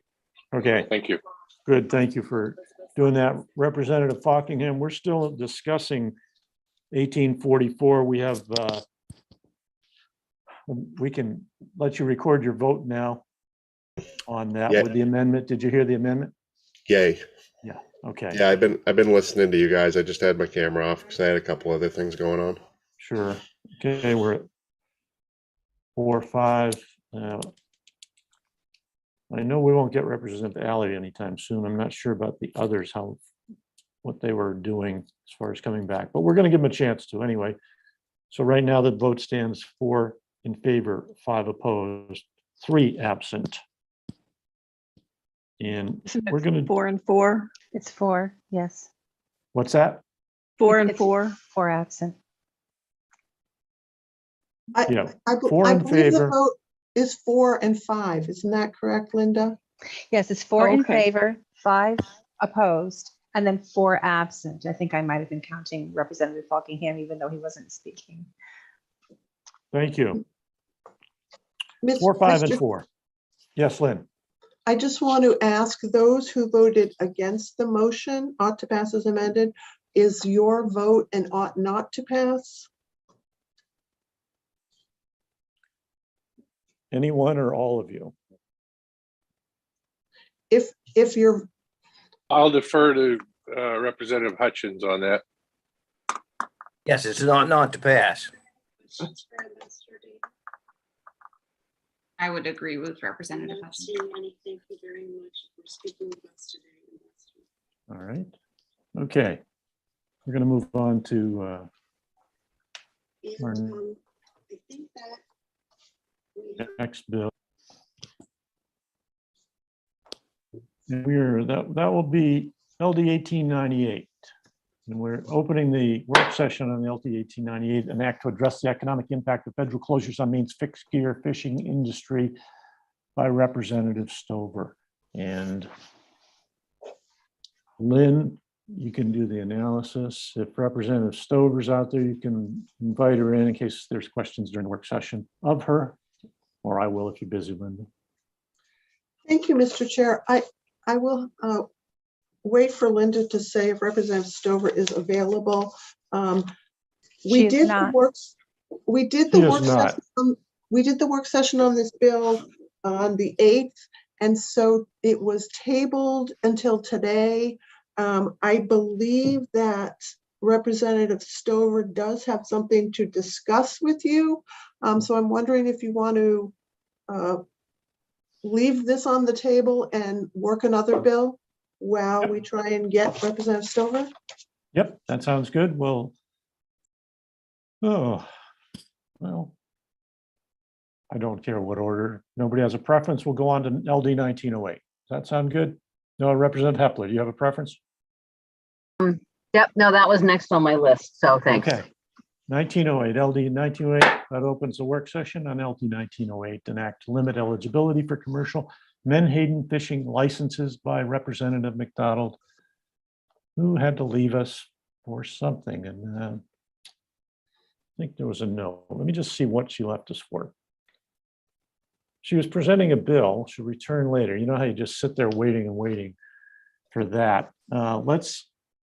Unless you object, let's go to 1916, give her a little more time, which is no guarantee. I've sat there for 8 hours waiting to be heard on a bill. So we could either try to get her back if she can't get an order from the clerk or something. But in the meantime, we'll go to 1916. That opens that work session. Everything's on the table now. An act to create a legal defense fund for the Maine lobster industry by Representative Falkingham, who is here. And we'll have our analyst brief us first, please. Thank you, Mr. Chair.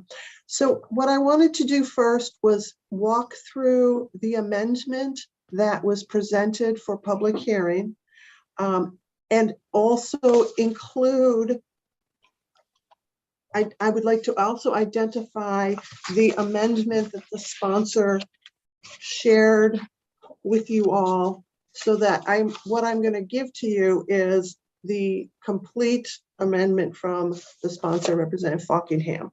So the bill creates the Lobster Legal Defense Commission and the Lobster Legal Defense Fund.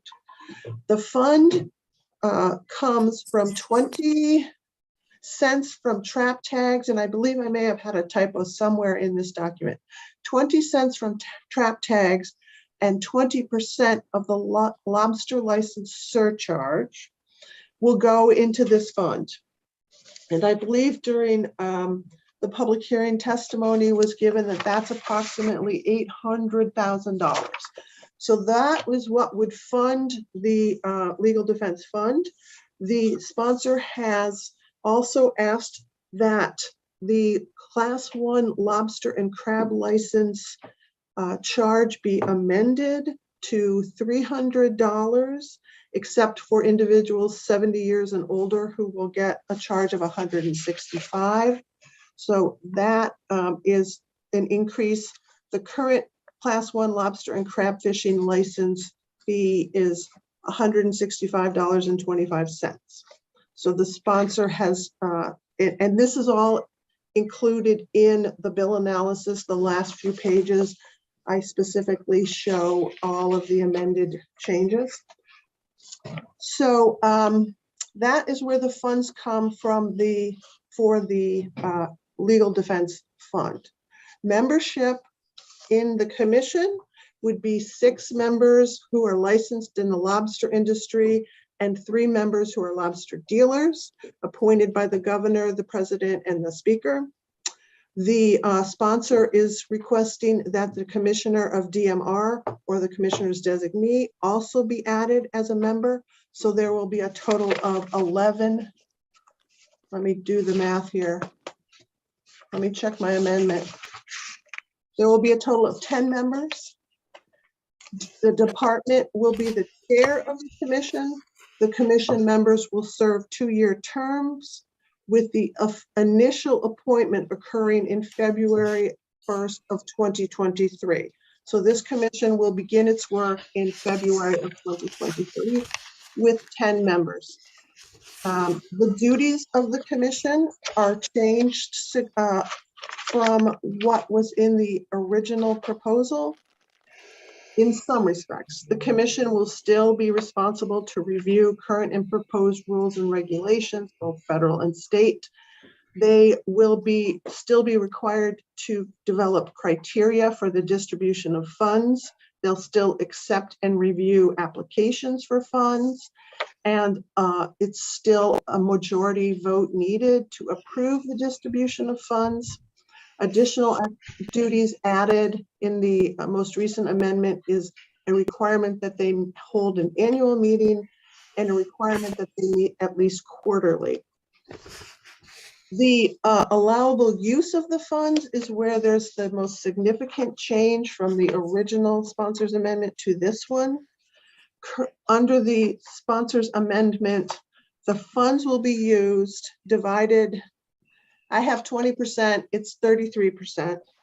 I don't know why that was incorrect.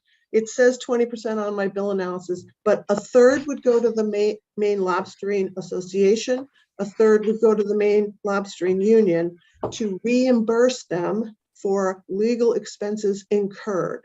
So this would not be paying them up front, it would be paying them after they have incurred expenses and after they have submitted detailed invoices to the commission, setting forth what the expenses are. And the final 1/3 would go to the department to reimburse the department for staffing the commission, to reimburse members for participating in the commission. And then the department has the discretion to use funds for legal actions by the department or to support research. And the legal action and the research are all tied to the lobster industry. This bill remains unchanged. Excuse me, this latest amendment remains unchanged. This commission and the fund would be repealed November 1st of 2032. Any funds remaining would be equally distributed to the Maine Lobster Marketing Collaborative and the Maine Lobster Fund, if they both exist. If only one exists, that entity gets 100%. In the alternative, if neither the Lobster Collaborative or the Maine Lobster Fund exist, any remaining funds would go to the department. So that is, hopefully, a clear description of the original bill with the sponsor's latest proposed amendments. The testimony in this bill, the sponsor talked about, and so did the co-sponsors, President Jackson and Representative Alfond, though I think I may have that wrong, talked about the serious threat to the lobster industry and the fact that there needs to be some funding for the litigation being the best strategy to challenge the mainly the biological opinion that is the basis for the federal regulations. And as I said, the funding equals approximately 800,000. I believe my bill analysis said that the industry makes 40 million, but I believe that was recently upped quite significantly. So I would 400 million. So I believe today the latest was more like 700 million is the value of the landings and the economic impact of the industry on the state. The proponents were the Maine Lobstering Union and several individuals who also testified that funding legal action to challenge the federal regulations is the best way to save the industry. There was testimony that you're using money paid by the lobster industry, the fees and the tags and then the fees to support legal action that will benefit them. And there were, the opponents to the bill included the commissioner, the Maine Lobstermen's Association, the Maine Lobster Marketing Collaborative, and a variety of other individuals.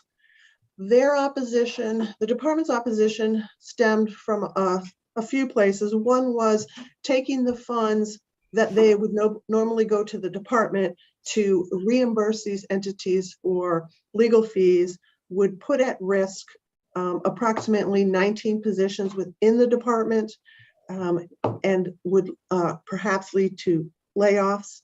The department also made some comments and questions about who would provide legal guidance to the committee. I believe that the sponsor's amendment removes that as a concern. The commission will not be evaluating the legal actions by these two entities, but will merely be reimbursing them. The department also testified that the governor's supplemental budget will have approximately $980,000 to support DMR's legal actions.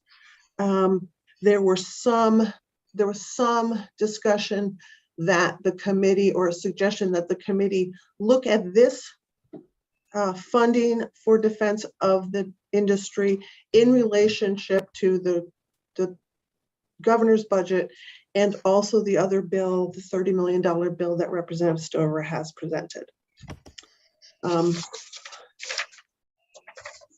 During the public hearing, members of the committee asked questions about, comments and questions about, has this ever been done in the past, meaning state funding legal actions? And there were questions about, so I viewed those as perhaps questions about the appropriateness and other prior examples. With the chair's permission, I did reach out to the Office of the Attorney General to invite them to be present at this work session in case you had questions for them. They were unable to provide someone, but they did have communicate with me about the amendment, the most recent amendment. And they did mention that so there needs to be a public purpose for spending of all state funds. They did mention that in 1991, the justices of the court found that direct subsidies to the dairy industry, which was suffering from significant issues, that was found to be a legitimate public purpose.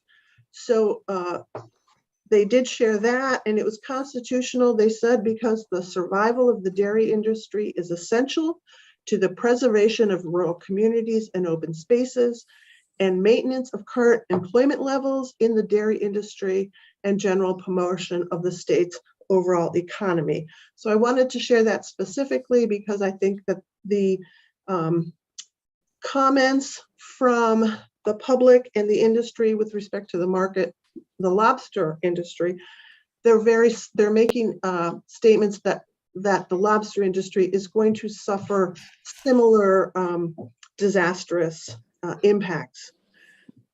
The Attorney General's office was a little concerned about two provisions in the bill. So if you read the bill carefully, it reimburses for legal expenses for legal proceedings involving the NOAA regulations. They didn't have a problem with that.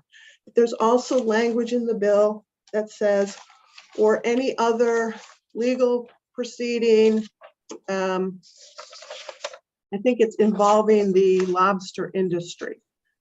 They found that to be vague and perhaps subject to a challenge.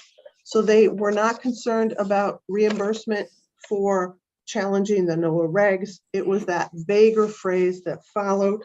My recommendation would be that if the committee moves forward with that phraseology, that it be tightened up a bit to specifically tie that language to the harm the industry is suffering because of federal regulations. So I think there's a solution to that vague language. They also commented about the commissioner's discretion of distributing the funds for litigation and research. I defer to the Attorney General's office generally. I think that comment could apply to many other situations where the department has discretion on how it spends its funds. But again, if you wanted to address that, I think the way would be to tighten up the language in the bill so that the use of those funds is tied to significant serious harm to the lobster industry, something that shows that you are identifying this as a significant public purpose that you want the commissioner to use the funds for. The Attorney General's office also mentioned to me a First Amendment issue, but of course they did not have the time to assess that. So I highlight that, I include that for you because it was shared with me. But I have nothing else really to go on with that. So in summary, I would say there are a few minor technical problems with the bill that could be solved with tightening up some of the language. And again, the Attorney General's office wasn't available to be present for you to question them directly. And I believe that's all I have on that. All right, thank you. I know there's some other stuff in the works, but Representative McDonald, were you wanting to ask about this, or did you want to vote on the previous, or both? I would like to ask a question about the work session before us, please. All right, jump in. Thank you. And my apologies, I was in Health and Human Services presenting a bill. Would it be possible, Lynn, for you to email me a copy of the amendment so that I can review it? Yes, if you have, I will send it to you. If you have my bill analysis document that I sent this morning or last night, it is attached, but I will find it and send it again. And I'm just going to send it to all of you. Thank you. And then I did have a couple of questions for the sponsor, if that pleases the chair. Yes, of course. Thank you. And so my questions are, how are the funds being distributed and who are they being distributed to? And my apologies if this is in the amendment. Yeah, it is in the amendment, but we've tightened that up in the distribution, and basically it says that 1/3 is designated for the Maine Lobstermen's Association legal funds, and 1/3 is designated for the union, and then 1/3 is for the committee, and the committee shall reimburse the department. Maybe I should have just started right from the beginning, but the department will oversee the committee and the commission. The commissioner or the commissioner's designee will be the chair of the committee. And the commission has to pay for itself. So it says that in the bill. So part of the fund has to be paid to the DMR for any costs that they're incurred by this, so that there's no burden or administrative costs that are going to be taken on by the department because of this commission. The commission has to fund itself out of its own money. That's in there under section C of the amendment. So, and the 1/3 that goes to the MLA and the 1/3 that goes to the union, those aren't upfront money or anything like that. They have to request that money and they have to show receipts for the legal fees that they've had. So this money can't be used to just fund a fundraising fund or anything like that. These are only for costs that they have. So if they don't have legal costs, then they're not going to get the money. So if they don't use the money that's designated for them in the calendar year after the annual meeting, then that money will go into section C, where the commission gets to use that money for designate it for whatever they want to use it for. And the money in section C can be used to fund the things like the department or legal fees for the attorney general or things of that nature. And that's really what I see the commission doing. And once again, that commission would be chaired by the commissioner or the commissioner's designee in a non-voting capacity. The other members will all be 3 each, appointed by the governor, the Senate president, and the Speaker of the House. So there's a very representative commission, separated up by all those different bodies, 2 fishermen each and 1 dealer. So I just foresee that as being a really representative commission. And the other big change that, not a big change, but actually sort of a minor change. But what we did, and this came out of my talks with the MLA mostly to get them on board with it, because they did testify against the bill, but with some caveats, and they didn't really want to do that. But in talking with them over the weekend and making some changes, what we did in this bill was increase the class 1 surcharge from $165 to $300. So that's going to mitigate some of the loss that was being taken by the collaborative. And so I don't know if, I think that Patrice McCarron is in the waiting room, but the MLA does support this amendment. And I think that's a pretty good overview. Lynn did a pretty good overview of it. I did put an end date on it, 2032. So if it's not renewed then it will end, and whatever money is left will be split evenly back to half to the collaborative and half to the lobster fund. And if neither one of those funds exists then the money will go to the Department of Marine Resources.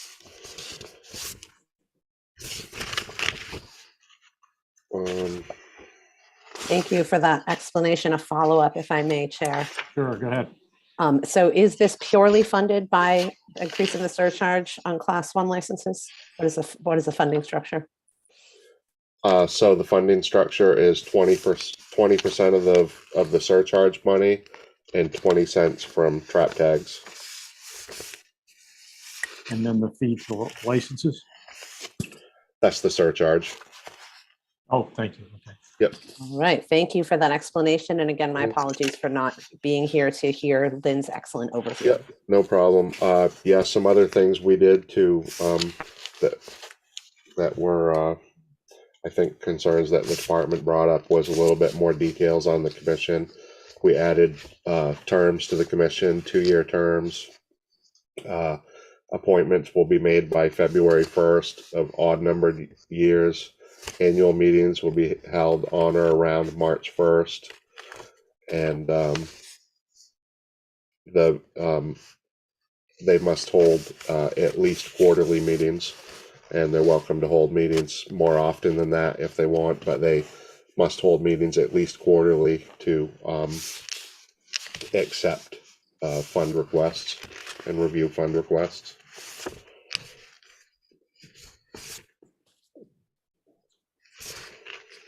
Okay. And while are you here for a while, Representative McDonald? You with us now? I am for the next over an hour. Okay, and did you get the amendment for 1844 that we voted on so you can get up to speed, or we'll have it sent to you? If I go check my email, I bet it's there.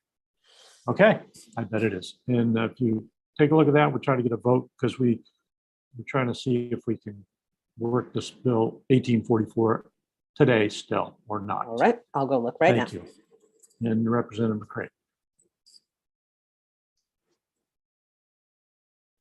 Thank you, Senator. I wanted to see if we could hear from the department about the amendment, if the commissioners had a chance to review it. Okay, Commissioner. Senator Marymount, Representative McCray, members of the committee, Pat Kelleher, Commissioner Diamar. I just received this morning and I've not been able to do a thorough evaluation.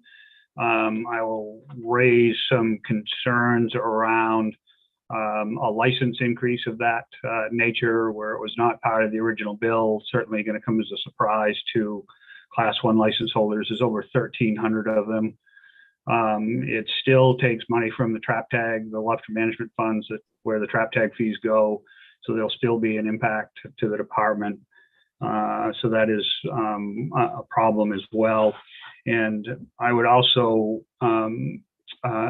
really point you to the email that came from Mark Ranlett from the Attorney General's office that Lynn spoke to. I think there are some equity issues here when you get into the details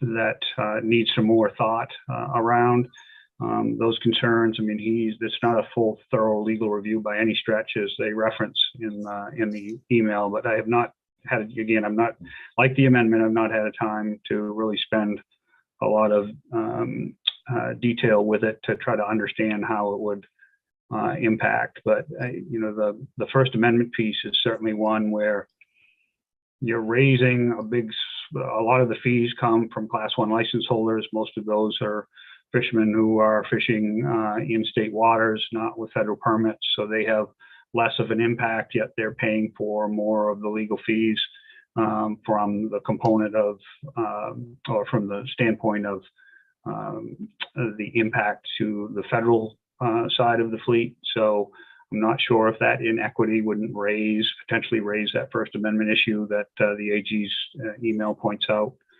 I mean, that's my first impression. I think, I appreciate the thought process that Representative Falkingham has here. I don't want to diminish the fact, that legal fees are needed by the proponents of the efforts that are ongoing in court systems.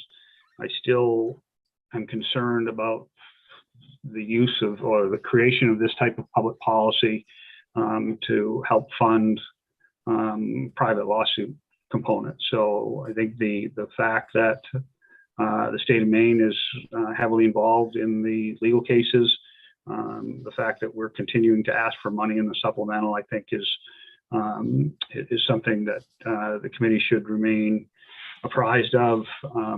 I would also point to the committee between this bill and even though this one doesn't point to a general fund allocation, you still have in front of you Representative Stover's bill and how that is is there an interplay there between the two for overall costs associated with the industry. And, I'd also just raise the fact that the industry just had its best year ever, yet we're trying to raise fees on them instead of allowing individuals to be able to donate directly. I think Representative Falkingham correctly pointed out, sometimes that's a difficult thing to do. But considering the potential impact by these lawsuits and what is going to happen with the biological opinion in the coming years, the fact that these industry members have not, many industry members have not kind of ponied up, if you will, and donated to these two organizations to help cover those costs is concerning, but I'm still not sure that the development of a commission in order to fund these things is the right approach. I'll stop there. I'll stop my rambling. Okay, thank you. All right, just a second, Rep. Hutchins. Lynn, could you send the amendments and analyses for 1844 and this bill, resend to Representative McDonald just to, something's not working well, and if we have to, we'll switch emails or something, but let's try again. If you have more than one email for it, send to both, please. Representative Hutchins. Thank you, Mr. Chair. Where this isn't maybe flushed out quite as well as it should be, I'd like to make a motion that we postpone this particular bill until next week.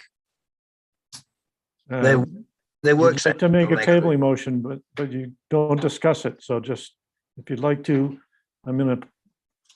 so you're done with your question. So if you do this, there will be no more discussion. We'll be done. Did you want more information before you make that motion?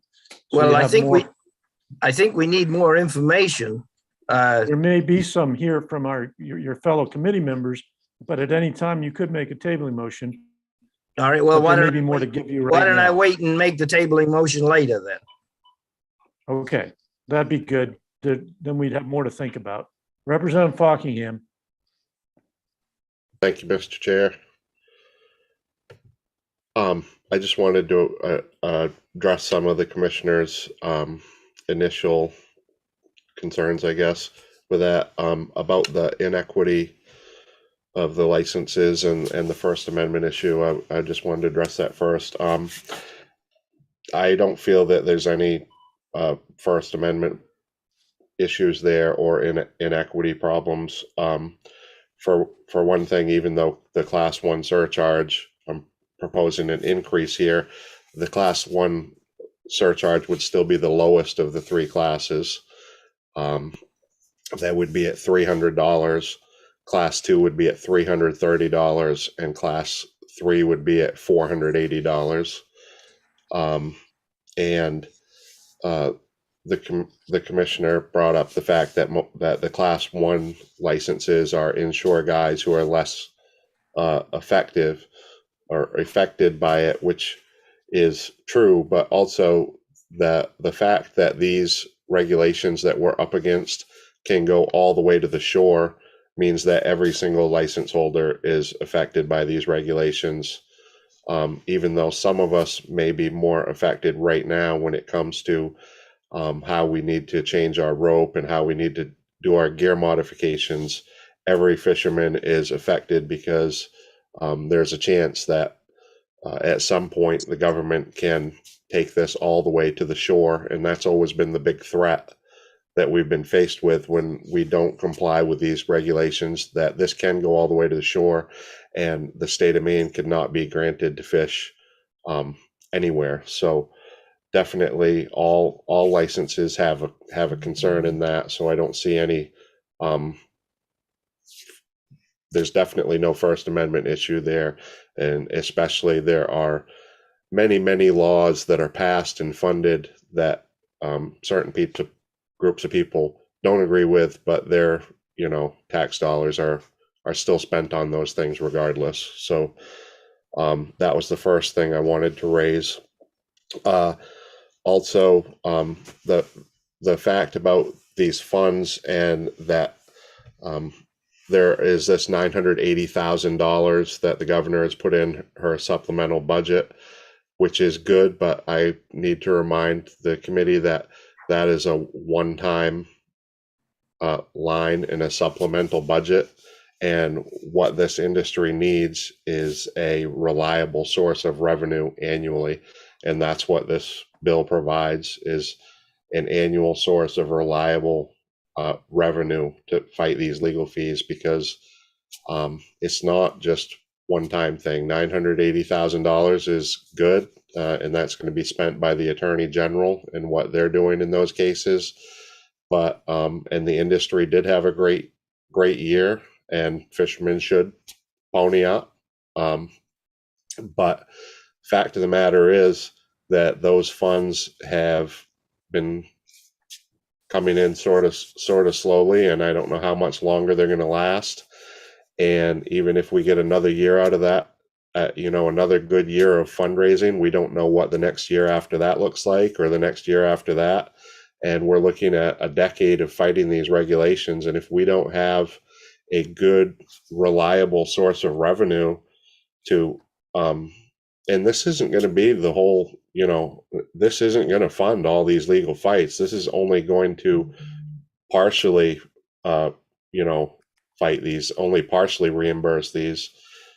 You're looking at the legal battles that are being fought by the MLA, the union, and the state, I'll say, just for, so we need to have these funds as a reliable source of revenue, and this is really the way to take them. This is a way that fishermen can fund them. We need to remember that these funds are coming from fishermen. The collaborative particularly was 100% an industry idea. This isn't something that the state just created on its own to help us out. We came to the state with the idea of the collaborative, and we are the ones that decided to put our own money to fund that. And that's another example of something where we came with our own money to ask the state to facilitate this for us. And that's what we're asking right now, is to ask the state to facilitate our own money to be used in this fund. And I'll leave it at that for now. Okay, Representative McDonald had her hand up for quite a long time, and it's back. I mean, you can ask it or let the commissioner see what he needed to rebut there, or whatever you want to do, Representative McDonald. I will defer to the commissioner. Yeah, I just wanted to clarify one point that Representative Falkingham said, with the 980,000 going to the AG's office. The AG's office will not receive any funding. All of the funds used for this legal work that the department is engaged in goes to our outside legal counsel. So the AG's offices are not part of that equation. So I just want to clarify that. Thank you, Commissioner. Representative McDonald. Thank you, Chair. So the lobster fishery is certainly struggling and has some impending challenges, but we are not dead yet. And so I do not support taking funding away from what keeps our fishery, vibrant and active and funded through DMR, through science and whatnot. The MLA and the MLU both have legal defense funds, which any fisherman can contribute to and are. The executive has what's the word I'm looking for? There is money available to fight the legal fund that is coming from the state already. I'm not sure why we would create a middleman and create this sort of robust and expensive commission. And so I am going to make a motion not to pass. Okay. We have a motion not to pass, and Representative Hutchins. Is this to second that motion?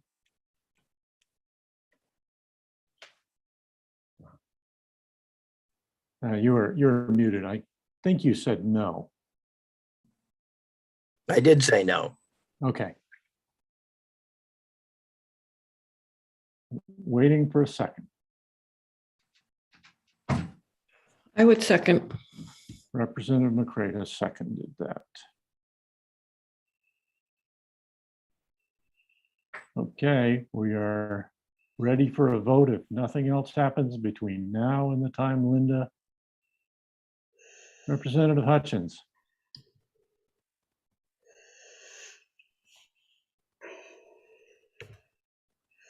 Thank you, Mr. Chairman. I'm in support of this, but in my Okay, hold on. unfortunate, all right.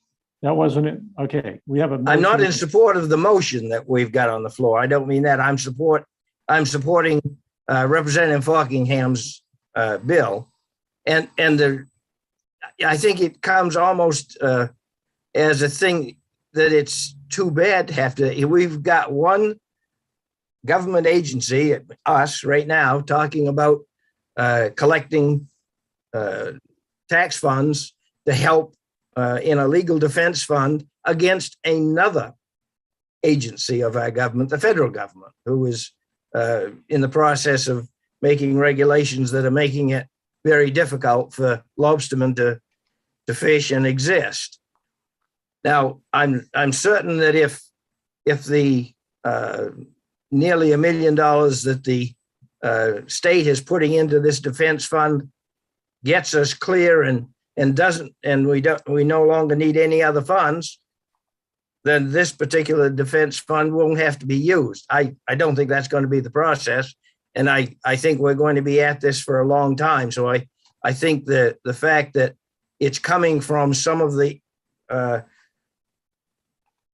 different areas of fishing, that if we don't save fishing, those areas, those trap tags aren't going to exist. So it's a great place to take the money, and I haven't found a lobsterman yet that's opposed to it.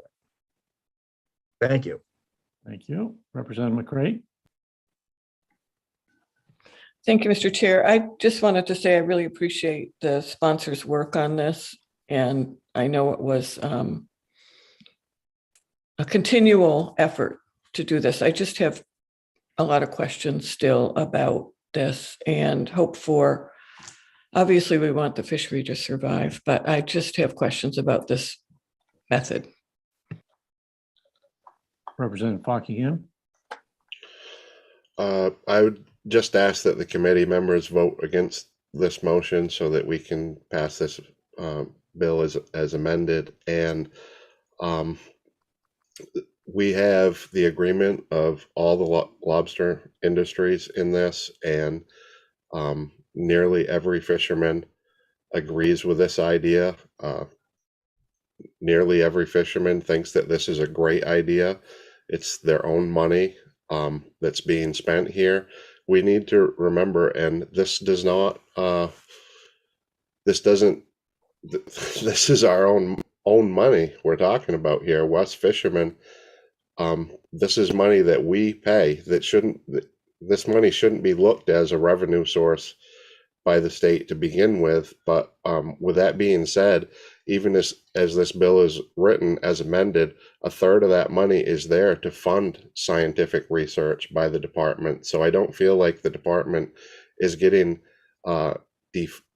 defunded. And keep in mind that even after this bill passes, that the state is going to increase its share of tag fees from 50 cents to 55 cents. So that's an increase, not a takeaway.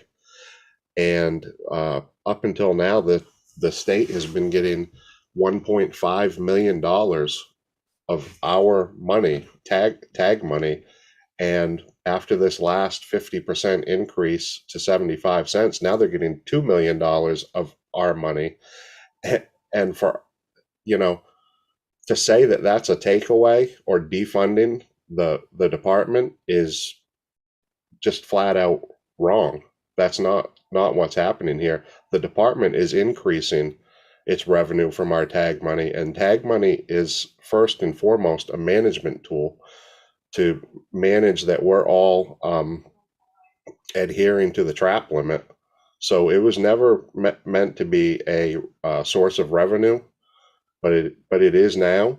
And even putting that argument aside, we're still increasing what the department takes from trap tags from 50 cents to 55 cents compared to what we were paying a year ago. So this is once again, we're not, we're just wanting our own money to go to our own survival, and it's almost completely supported by the entire industry. Okay, thank you. Representative McDonald. Thank you. In case I wasn't clear, I don't support the bill as amended.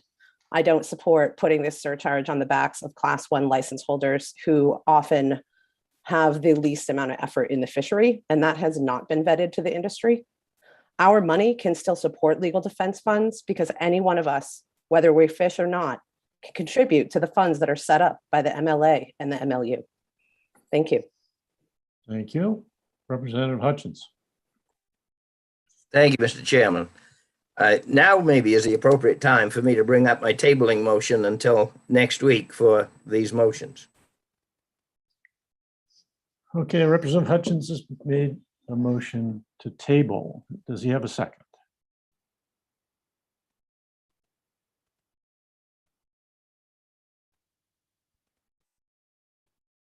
There's no second. Oh, Representative Thorne, are you seconding the bill or the motion?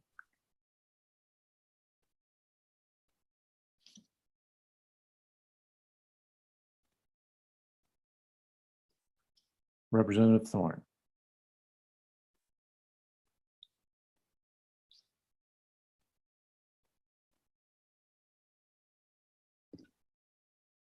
I didn't know if you needed to hear me say I second the motion. I don't know either, but I thought I wanted to. So thank you for coming on. So we have a motion to table and a second. And I'm not sure that will be next week or not. We'll discuss that later, but we'll talk about that at the end as to when we'll meet next. But in any case, there's a motion. It's not negotiable. What's the vote of the committee? And Linda, go ahead. Okay, do you want to do a raise of hand for a table? I think That'd that be is great. allowed. Yeah, I think that is allowed for a Please, table. everybody who would like to table this bill, raise your hand.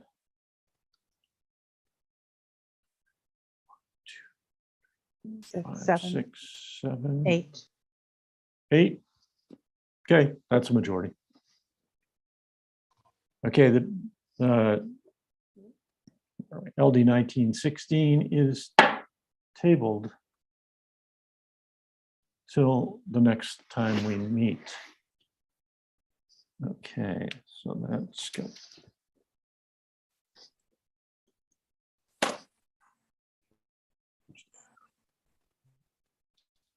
All right, so we jumped around and we have Representative McDonald here. We have, I think, we thought we had Representative Stover around, but Linda's working on that. Representative Fockingham, go ahead.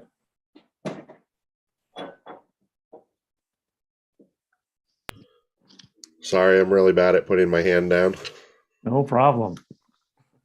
Depends on the day for me. All right, let's go to LD 1908, since Representative McDonald, I think, is here. Yep.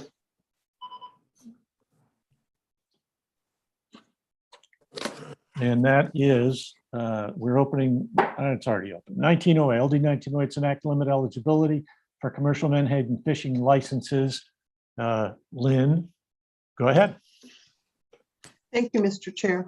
So this bill, beginning in 2023, limits residential commercial menhaden fishing licenses to individuals who had a commercial license in the years between 2016 and 2021. And in one of those years, 2016 to 2021, reported legal landing of 25,000 pounds or more. So you had to have a license and you had to have 1 year of landings of 25,000 pounds or more. And this goes into effect with the 2023 licenses. It also restricts commercial fishing, menhaden fishing licenses From that time forward, the commissioner may not give a resident commercial menhaden fishing license or non-residential commercial menhaden fishing license after 2023 unless you've had a license in the past. So this was a department bill. It was, as a prior bill that we discussed today, it's a management tool that the department has testified that it is the only tool remaining in their arsenal to get control of the fishery. They testified, the proponents were the department, a few individuals, and the Nature Conservancy. There was some testimony that this might have a negative impact on the bait infrastructure, and most of the opponents to this bill talked about the movement of the fishery into the eastern part of the state and the cutoff of limiting the fishing moving forward would be limiting to not only younger individuals in the industry, but also individuals located in the eastern part of the state, which are seeing an increase in the number of landings or amount of landings. I included in the bill analysis data that the department included in their testimony that showed and identified why they needed this as a management tool. I did not see any technical issues in this bill. It was fairly straightforward, and there has not been any fiscal analysis as of yet. Okay, thank you for that. And Representative Hutchins.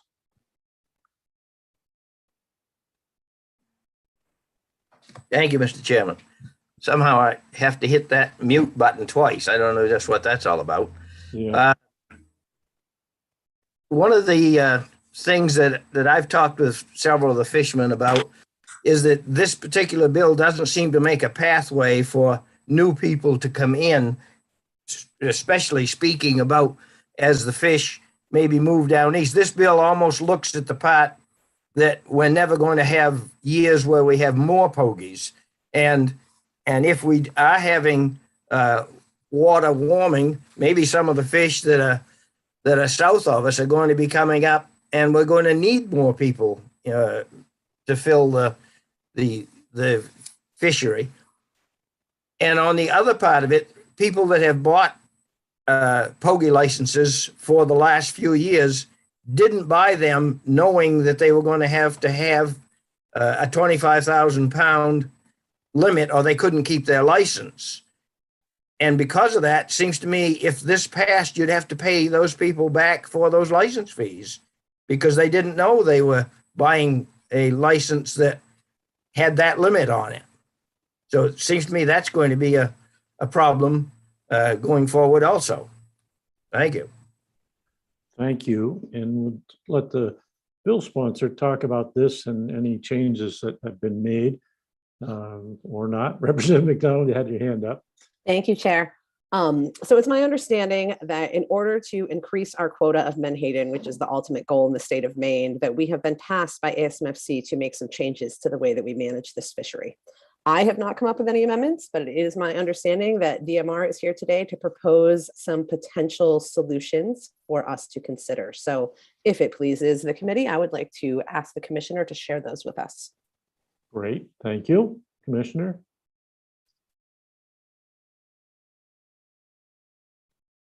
And you're muted. Okay, there's my limit for the day. Sorry about that, Mr. Chairman.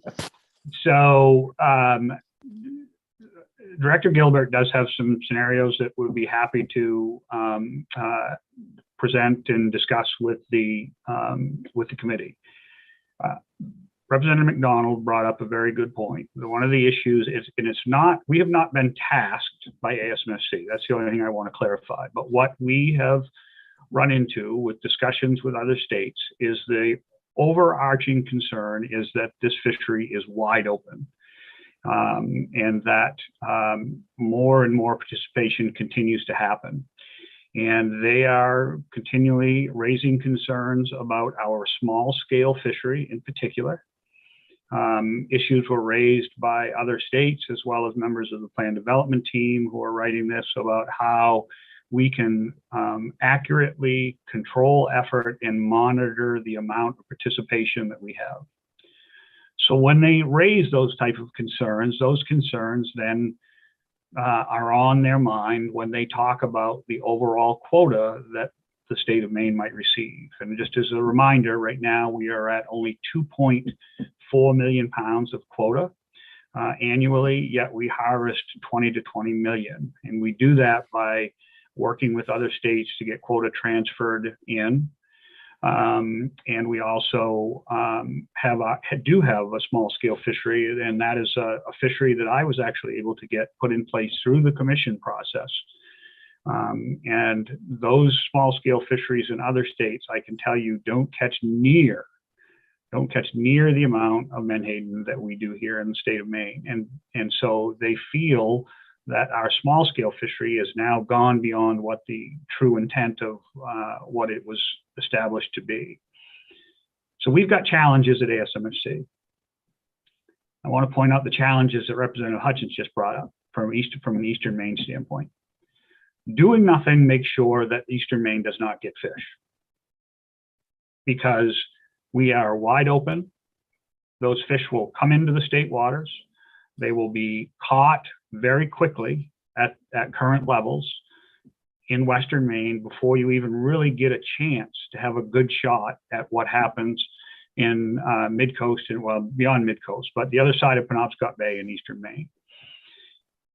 Last year, let me pull up a number for you just to give you an idea here. Last year, the opening day of our episodic fishery, right? We had caught our 2.4 million pounds in less than a week and a half. Episodic opened up on June 29th, and we caught just under 3 million pounds in one day. So the ability to catch that much fish in very short order is really very real. Doing nothing is really the worst case scenario moving forward with what we have facing us from a quota allocation standpoint and from the standpoint of ensuring that fish are potentially accessible to Eastern Maine. There are ways we can get to that. The entry piece that Representative Hutchins brought up, we certainly could come back to this committee with a plan for entry as fishermen leave or lose their licenses or go away. We certainly could create something like that. We certainly would be in the position of if doing nothing meant reallocating quota, we would actually be doing that by making the daily catch limits incredibly small. So that's something to keep in mind. That's the only tool we would have in our toolbox. Forget a couple of the other points I wanted to make.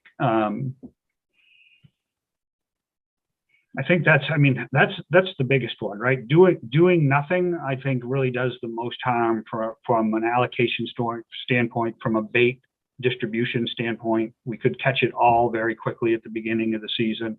I remember one fisherman, I'll state his name, saying, "Since when can government come in here and just take away licenses or restrict licenses?" Well, that individual had the lobster license.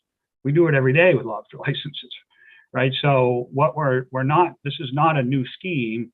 It is a tool that we have available to try to ensure that we can slow the pace down, distribute bait more widely, have an equitable standpoint from a standpoint of access, try to create that access component that Representative Hutchins brought up, and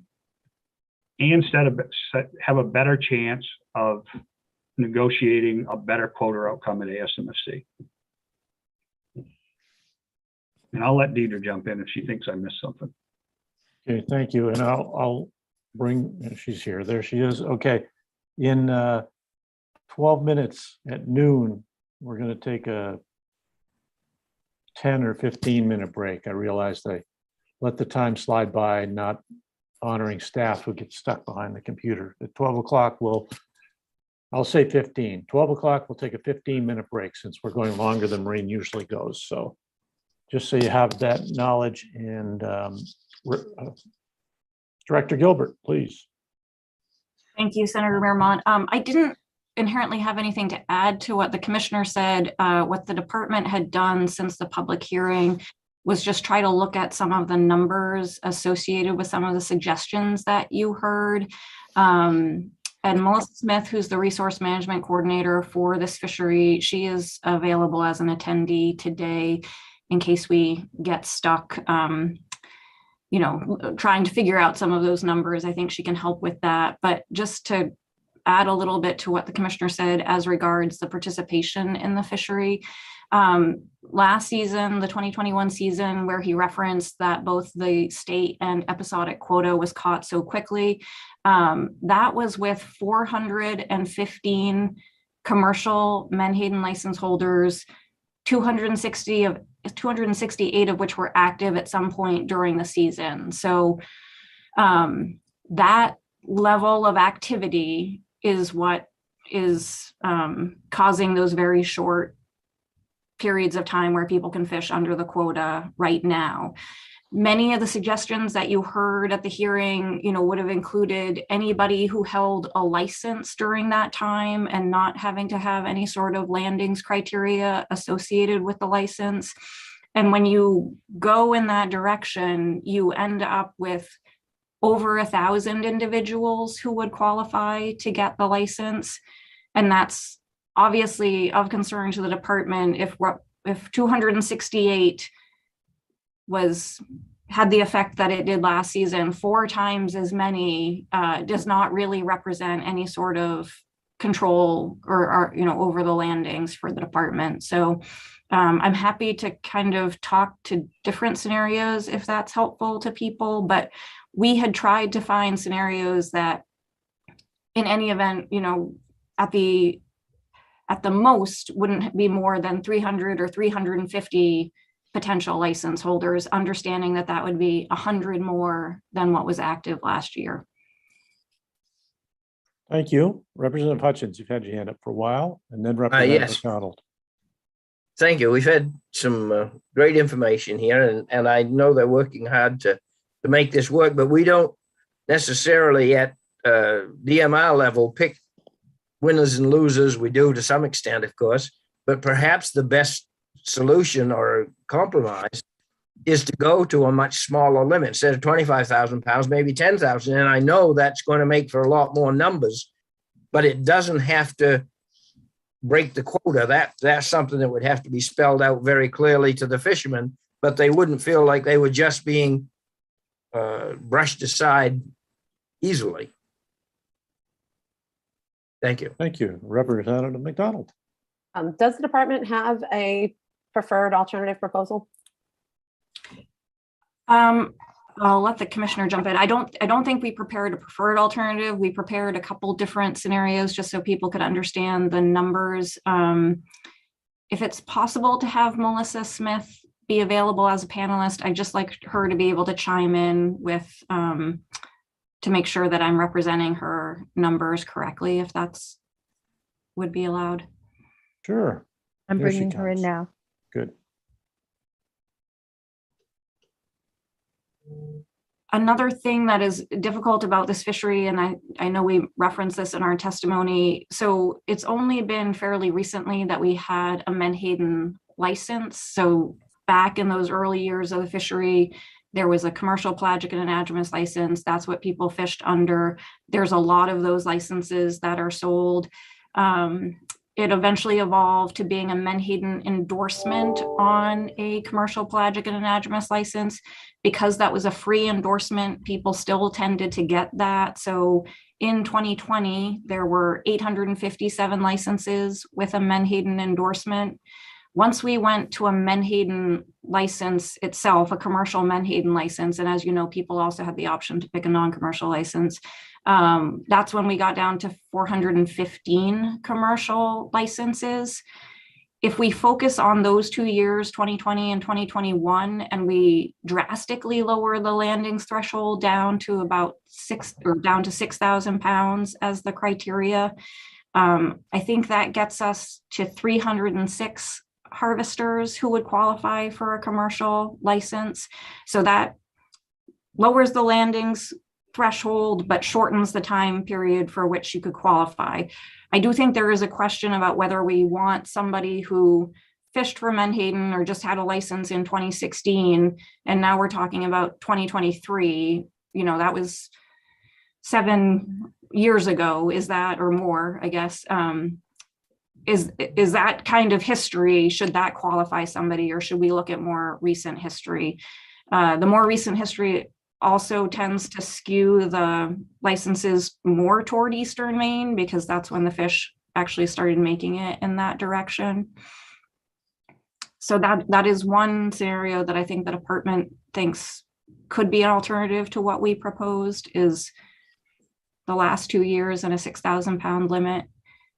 And Mel, correct me if I have misspoken on any of those numbers. No, that is correct.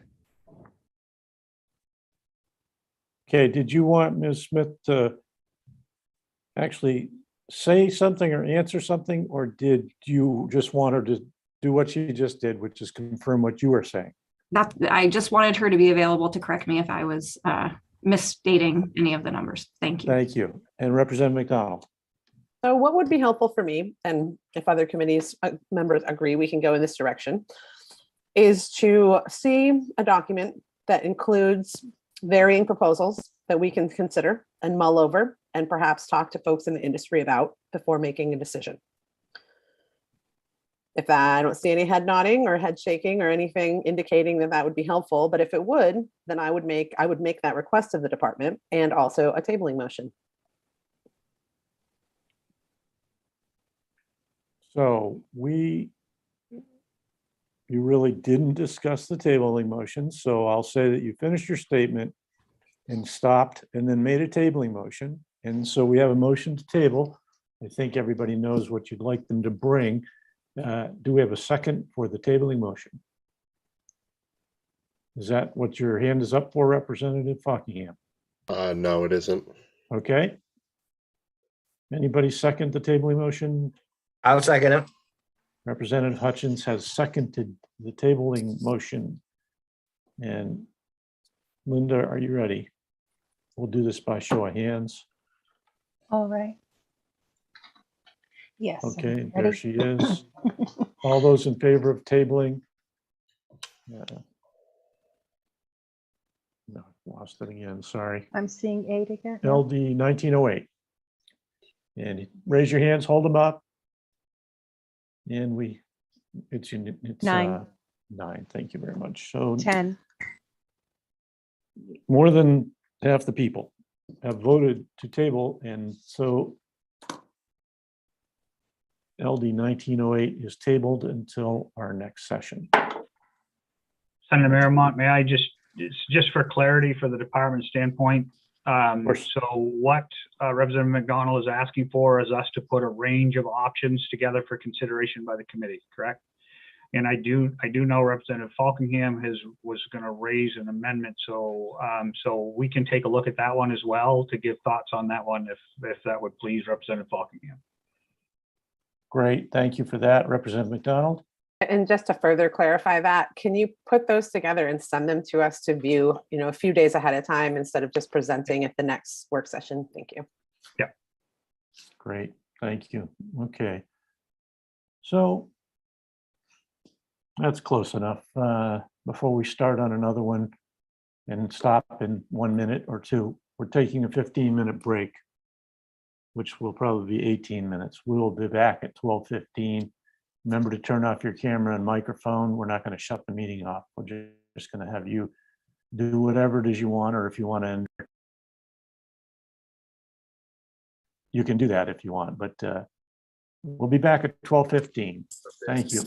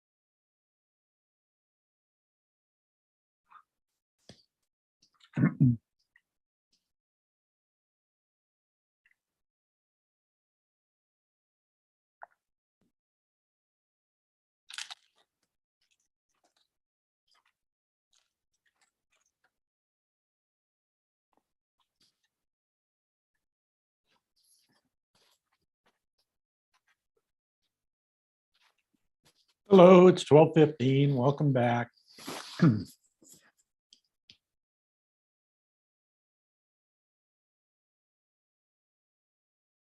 Let everybody come on.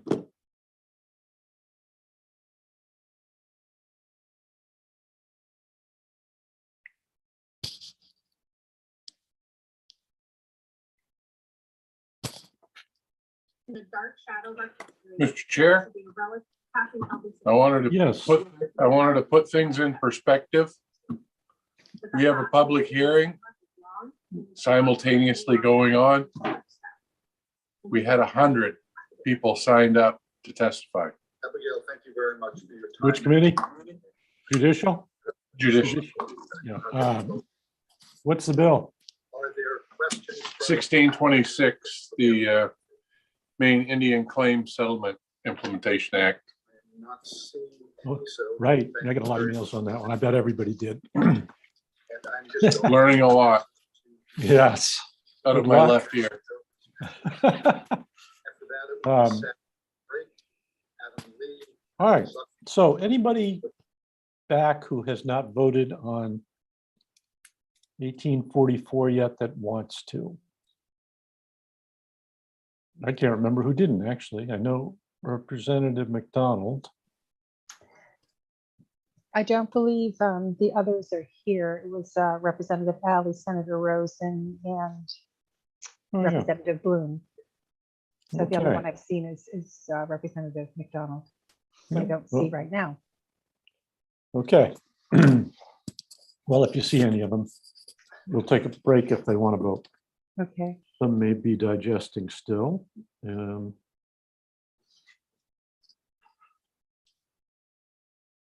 All right, where were we?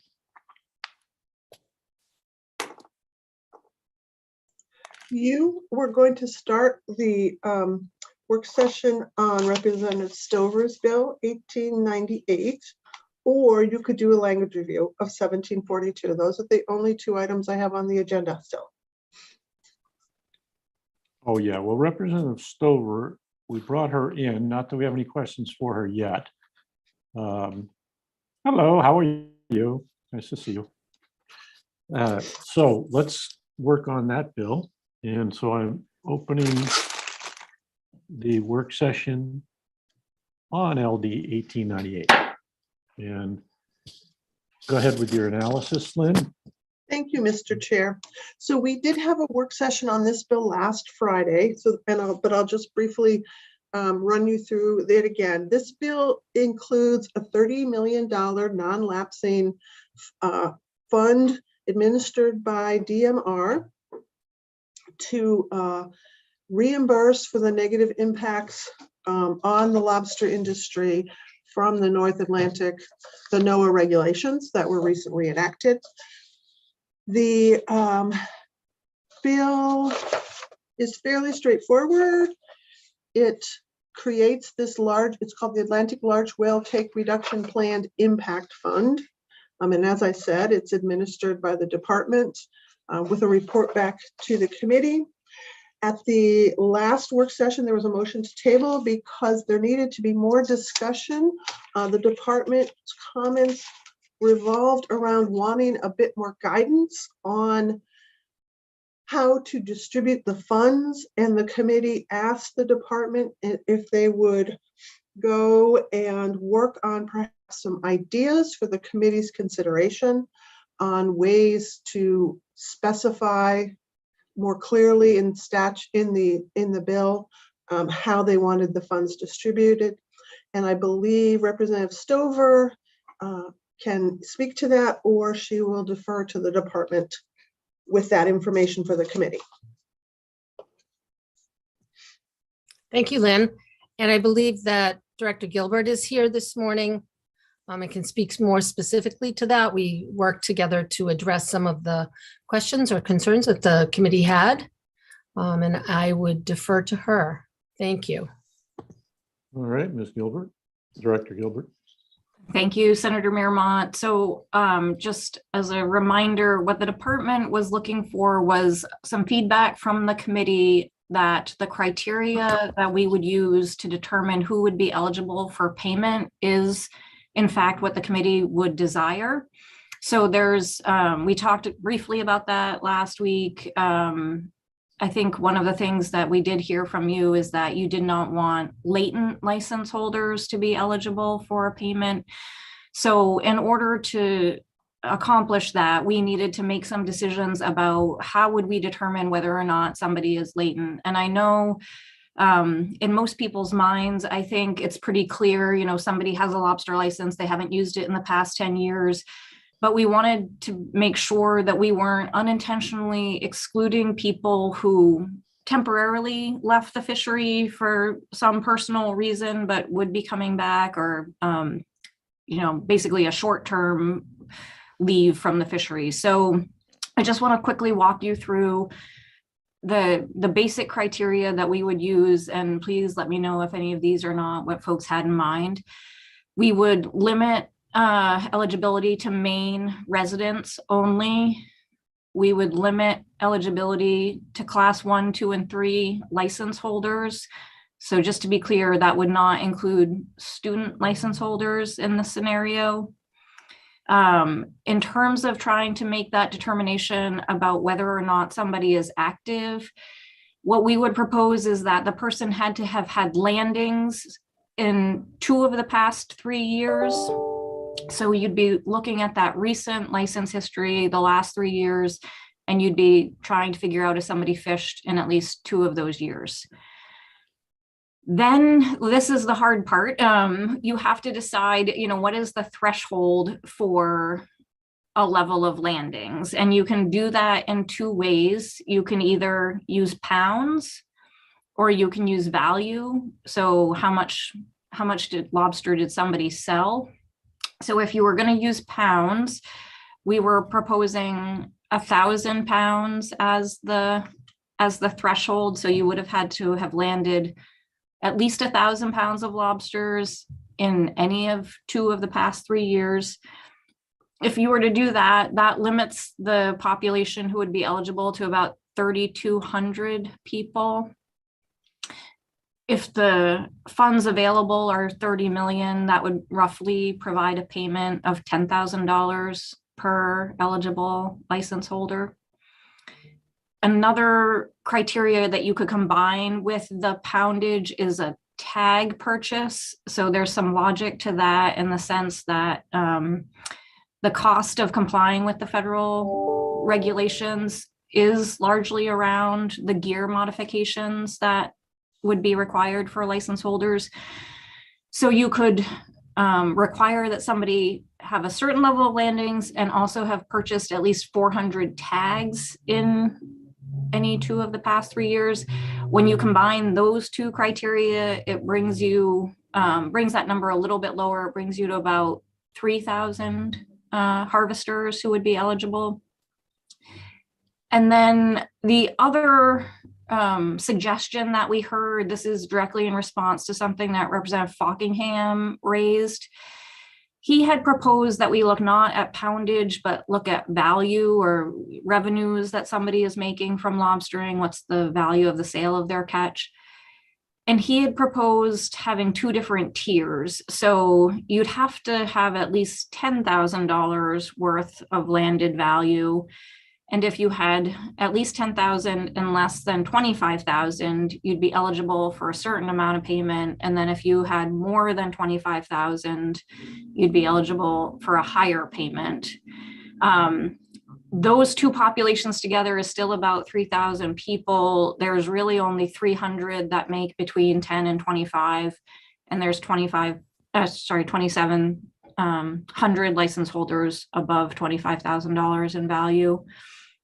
So what we have looked at to date, roughly one way or another, it results in an eligible population of around 3,000 people. And again, we're just seeking some feedback if that makes sense to the committee. The other questions that have come up since we started this analysis, we weren't sure if the committee did want the department to differentiate between individuals who hold a federal permit versus only a state license. So you could provide a higher payment for federal permit holders potentially. And then the last kind of question is whether or not the committee feels that at a certain revenue, whether there should be a cap, I guess, in terms of a license holder. If they make more than a certain amount, should they still qualify for this relief payment? So if there's any reaction to that idea, whether we should be providing relief to everybody or only folks who make less than a certain amount, that would be a final question. Okay, thank you. And I think there had been some discussion about limiting it to people who are making above a certain amount. I liked that myself. And that wasn't meant to say that the people who aren't making above that should be discriminated by the fact that there's a few that do. So, Representative Fockingham. Thank you, Mr. Chair. Yes, I think the intention of this bill and what it was intended to be directed at were the people most financially harmed by these rules. So it's not easy, but it's doable for us to target those people by looking at their landings, trap tags, and I think also whether they're a federal permit holder or not. So it was my idea that you made a minimum of, as Deirdre had mentioned, $10,000 to be eligible, and I thought that should be a bracket between $10,000 and $25,000, with $25,000 being the higher amount. That's going to be the first way to direct you to the people most affected. I think that they brought up a good point about trap tags. I think that should also be a factor. And also, I think that the federal license holders are also another factor, because the federal license holders are going to have to basically be impacted double on this, because they're the ones that are going to have to fish in two completely separate areas as far as what the rules are, and going to have to, because of these new rules, have dual gear markings, which is going to essentially make them buy two end lines, one for inside 3 miles and one for outside 3 miles. So I'd like to see two check levels with a double amount going to your federal, whatever that amount comes down to, going to your federal permit holders. So those are my suggestions. I think the department had brought some good suggestions on this one.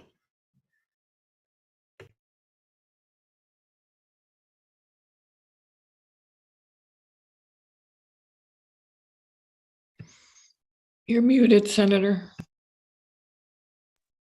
Thank you. And Lynn, what have you heard that you can incorporate into additional language here? I've heard some ideas. I just want it. Are you catching this? I am catching it. I am not, I think that the main resident and the main resident is the only one that I think I could safely say you would all agree on. The rest, I think, is still in discussion. I haven't heard numbers to go along with the limitations. So perhaps the trap tag. So if I go off of what Representative Fockingham said, the dollar amount of at least 10,000, no more than 25,000, the a payment twice as much to federal license holders, but I was not clear on a number for what the trap tag cutoff would be. Okay, good. And let's see if you can clear this up a little. Representative Stover, welcome in.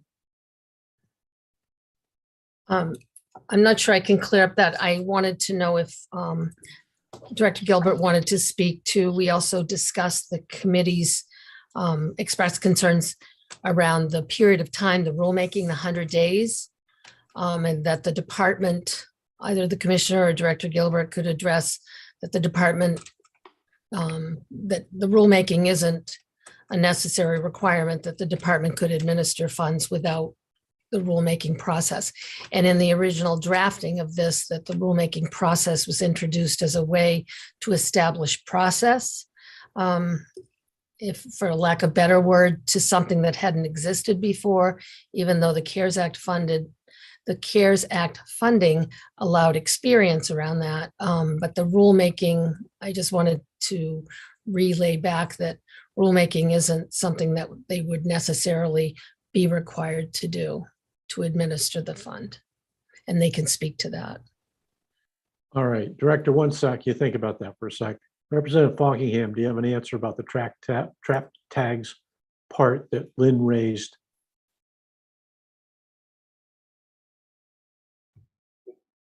Could you ask me the question? Lynn, you said the part that was unclear was around trap tags. What's the specific of it? Yes, so there was some discussion when Deirdre spoke, Director Gilbert, about the 400 tags purchased in 2 of the 3 years. And then there was a landing criteria. There was the level of landings the DMR discussed using either pounds or tag purchases. And then when Representative Fockingham discussed his option, which had tag purchases as well, I wasn't sure if the specific was 400 tags purchased in 2 of the last 3 years, or something else. Yeah, I think that should be a qualifier as part of that qualifier. But I don't think you're going to get. You're probably not going to see people with under 400 tags in that value amount. I don't know if maybe Deirdre knows more about that, but I don't think you're probably going to see people with under 400 tags that are in that landing amount. Just my. Okay, so Director Gilbert, if you could answer those 2 things that we've thrown at you, if you're clear on them. I think I am. Thank you, Senator Miramont. Thank you, Representative Stover. We did speak yesterday about the rulemaking component of the original drafting of the bill. And as she explained, and as I understood, the purpose of the rulemaking was to create the mechanism where these decisions would get captured, like what are the criteria, who is going to get money. We would commit that through the rulemaking process. What I had understood the committee was potentially interested in is, in lieu of rulemaking, if the committee provides that guidance through this conversation, we could potentially capture those decisions. I think Lynn had suggested unallocated language would be an appropriate mechanism to do that. So if we could collectively come to agreement on how it would work, we could capture those points in the unallocated language, and that would have the advantage of saving the time that it would otherwise take the department to go through rulemaking. So I think everybody is in agreement that that would be a good alternative to the rulemaking. It's just a matter of kind of getting the clarity on these particular questions and making sure that the committee is comfortable with what we would do. I have said to Representative McCreight, the one position the department does not want to be in is dispersing $30 million, coming back to you and telling you how we did it and having people say that's not what we wanted, because then I can't fix it. I can't get the money back and do it differently. So I would much rather know upfront that what we are thinking about is what meets your objectives in providing these funds. All right, and the trap tags? I'm sorry, the trap tags. So I had looked at the trap tags in combination with pounds. I hadn't looked at the trap tags in combination with value, as Representative Fockingham had suggested. I don't think it will be that dissimilar. It wasn't a huge difference. When I looked at it with poundage, it made it it reduced the number of eligible people by about 200 if you made the trap tag purchase of 400 a criteria. So it will probably be relatively minimal, I think, if you make that 400 trap tag criteria in combination with $10,000 in value. Thank you. All right. And Representative Hepler had the question. Yeah, thank you, Mr. Chair. And I just wanted to clarify, this is whether this is money that's going out to fishermen to reimburse for gear changes or just a set amount per fisherman. Who can answer that one? In our testimony, what the department had proposed is we would just determine who is eligible, divide up the money and send out the checks. We would not be asking for receipts or something kind of to document that that expense had been realized. Okay. And is your Representative Stover, is your hand just up from before? Yes, I apologize. Oh, no problem. Just checking. Representative Buckingham. Thank you, Mr. Chair. I have a suggestion, and I won't make this a motion right now, but I'll just suggest it for discussion. I suggest that we set up 3 levels of reimbursement here, and we start off with a 400 trap tag qualifier, and the first level would be $10,000 to $25,000. That would be the base level.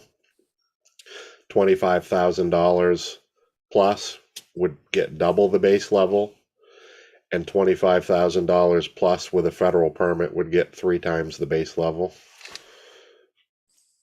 And that would be my suggestion, and it would be divided about, the amount would be determined by the amount of money that gets appropriated and the amount of people that qualify. So the amounts will be determined by those factors, but I think that that gives you a pretty good formula. If you put 400 tags as a qualifier, keeping in mind that the whole point of this reimbursement is for end lines. So, you know, that's the amount of traps you have. 400, over 400 would have to be the qualifier. And then you put in those 3 levels. So once again, 10,000 to 25,000 would be the base level. 25,000 plus would be double the base, and 25,000 plus with a federal permit would be 3 times the base level. Okay, we'll give Lynn a chance to get that down. Probably you already have. Okay, good. And this, I'll just ask it since you're more familiar. It doesn't look at the current. It looks back enough so that nobody can go out and buy one more tag if they were doing 400 and get the value of twice the amount. There's plenty, there's something built in to protect from that. If there isn't, please add it. But yeah, this goes two of the previous 3 years. At least 2 of the previous 3 years. Okay, good. Just Representative Hepler, did you change your mind? Okay, good. All right. Okay, so Representative McCray. Thank you, Mr. Chair. Did we land on, we talked about Maine resident. Did we talk about, this would be not including student licenses, not including recreational, because they wouldn't qualify. Well, recreational wouldn't. I'm looking at Billy Bob, who's nodding. I'm sorry, Representative Buckingham. In agreement. Okay. And what about that upper value, somebody whose value is above X, like above 500,000 or something like that? Is that part of what you were thinking? I don't suggest that. I think the economic, impact is going to be this, the same to anybody. So I'll leave that up to the committee, but The 3 tiers is what I suggest. Yeah, I would wonder what people think about that. I hear you, everybody will be affected, but if you're pulling in, I don't know, 500,000, 600,000, 700,000 in value, do you need this relief? That's a question.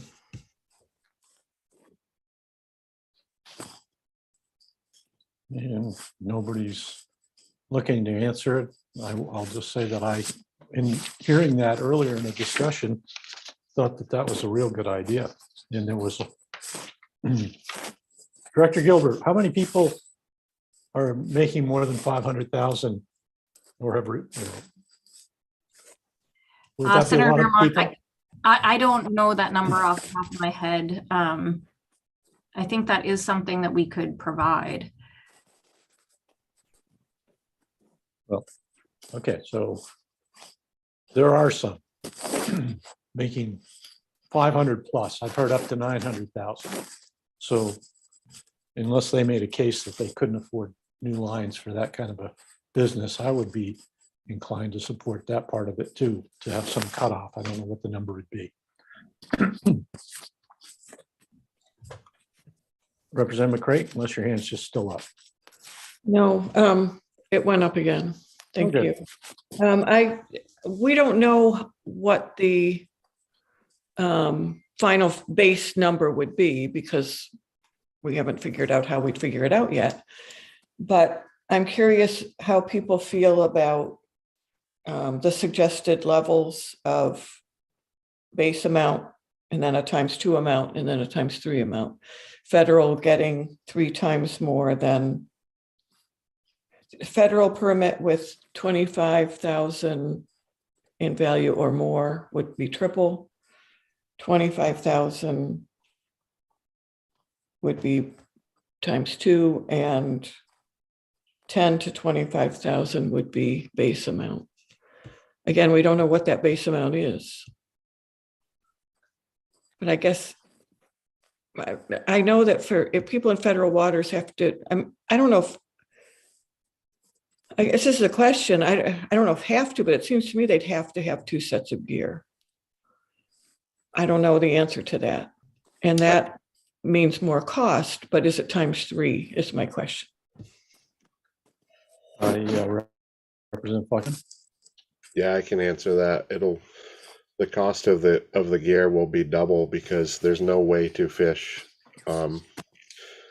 There's no way to fish the end lines outside that will be fished inside. The way the markings are, it would be illegal to fish the federal markings inside the state waters, and with the nature of how they have to be permanently marked, there's no way to unmark them to use inside state waters. So actually the cost of it will be double. So truth be known, it should be double the second level, but I thought just for simplicity that 1 times, the base, then 2 times the base, then 3 times the base. But truth be known, the federal guys are going to have to pay double the cost to do it. So the base is assuming approximately 400 traps, or that they're not fully engaging in the fishery, and then the second level is that you're fully engaged in the fishery in state waters. Yeah, I see what you mean. Okay. Okay. Here we are, Representative McCray. On that point about double, triple, I don't know if the department wants to weigh in on that. I'm offering that if you'd like to. Well, the commissioners appeared. Let's see. Yeah, listen, at the end of the day, I think it's however you guys think this would work. So I think if the committee likes Representative Buckingham's bill, I mean, we don't necessarily see a downside or an upside. I think this is a subjective approach that we're taking here. So it's trying to create some equity and fairness in what you're doing. So I don't see that approach counter to equity and fairness. All right. Nobody else. Representative McCray. Oh, one more. I just wanted to see if Representative Stover wanted to weigh in on what we have so far. Sure, I go just ahead, want to, Representative. oh, thank you. I just want to appreciate Representative Fockingham's delineation of the levels or tiers, I guess, is what we're calling it, because it makes complete sense to me. And also, and the before the tiers, the delineation of main resident, not including students or recreational, which would never happen, but the way that it's laid out, the methodology seems to work. I'm hoping the committee agrees. So I have nothing to add other than to say I agree and appreciate.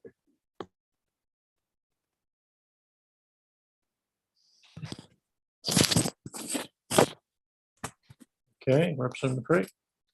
Thank you, Mr. Chair. I think the piece that's still hanging out for me is if we want to establish an upper limit, above a certain value, do we want to do that so that there's a group that wouldn't qualify if they make above?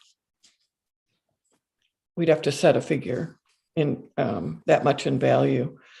And I wonder what people want to weigh in on that piece. It sounds like people are okay with the other parts. Yeah, and let's have a neutral, are you neutral, Commissioner? I don't know if you're neutral in this question or not. If, let's say, $500,000 is a limit above which you don't get help, what's a boat doing? How does a boat split its catch? Who's making money and how much out of $500,000 if that's the reporting? Yeah, I think Representative Falkingham certainly could speak to expenses much better than I could, but I had a call on this particular topic the other day from a gentleman who happens to have the same first and last name as a member on the panel here. And he was expressing to me how high his expenses were in this year in particular, where bait more than tripled, fuel costs continue to go up. So, those issues alone eat in, and the fact that they're paying, in many cases, paying really high quality sternmen a higher rate because of the issues of maintaining good health. So all of those things eat into the overall take home, if you will, for the captain and the boat. So, if they're keeping, I think the number that Representative Falkingham mentioned this morning, if they're keeping 30% of their gross, that I think you'd have to show probably a much higher level of landed values if you were going to cap it than 500. But again, it's a subjective thing. I brought it up because of the tax credit conversation that's happening in Washington right now. And as you were talking, the press release came out on the supplemental, and you've got right now roughly 10 million after the governor's proposed supplemental budget, about 10 million on the appropriations table. So the governor proposes and you guys dispose of. So what that appropriations table will look like, in a few weeks, it's hard to say. But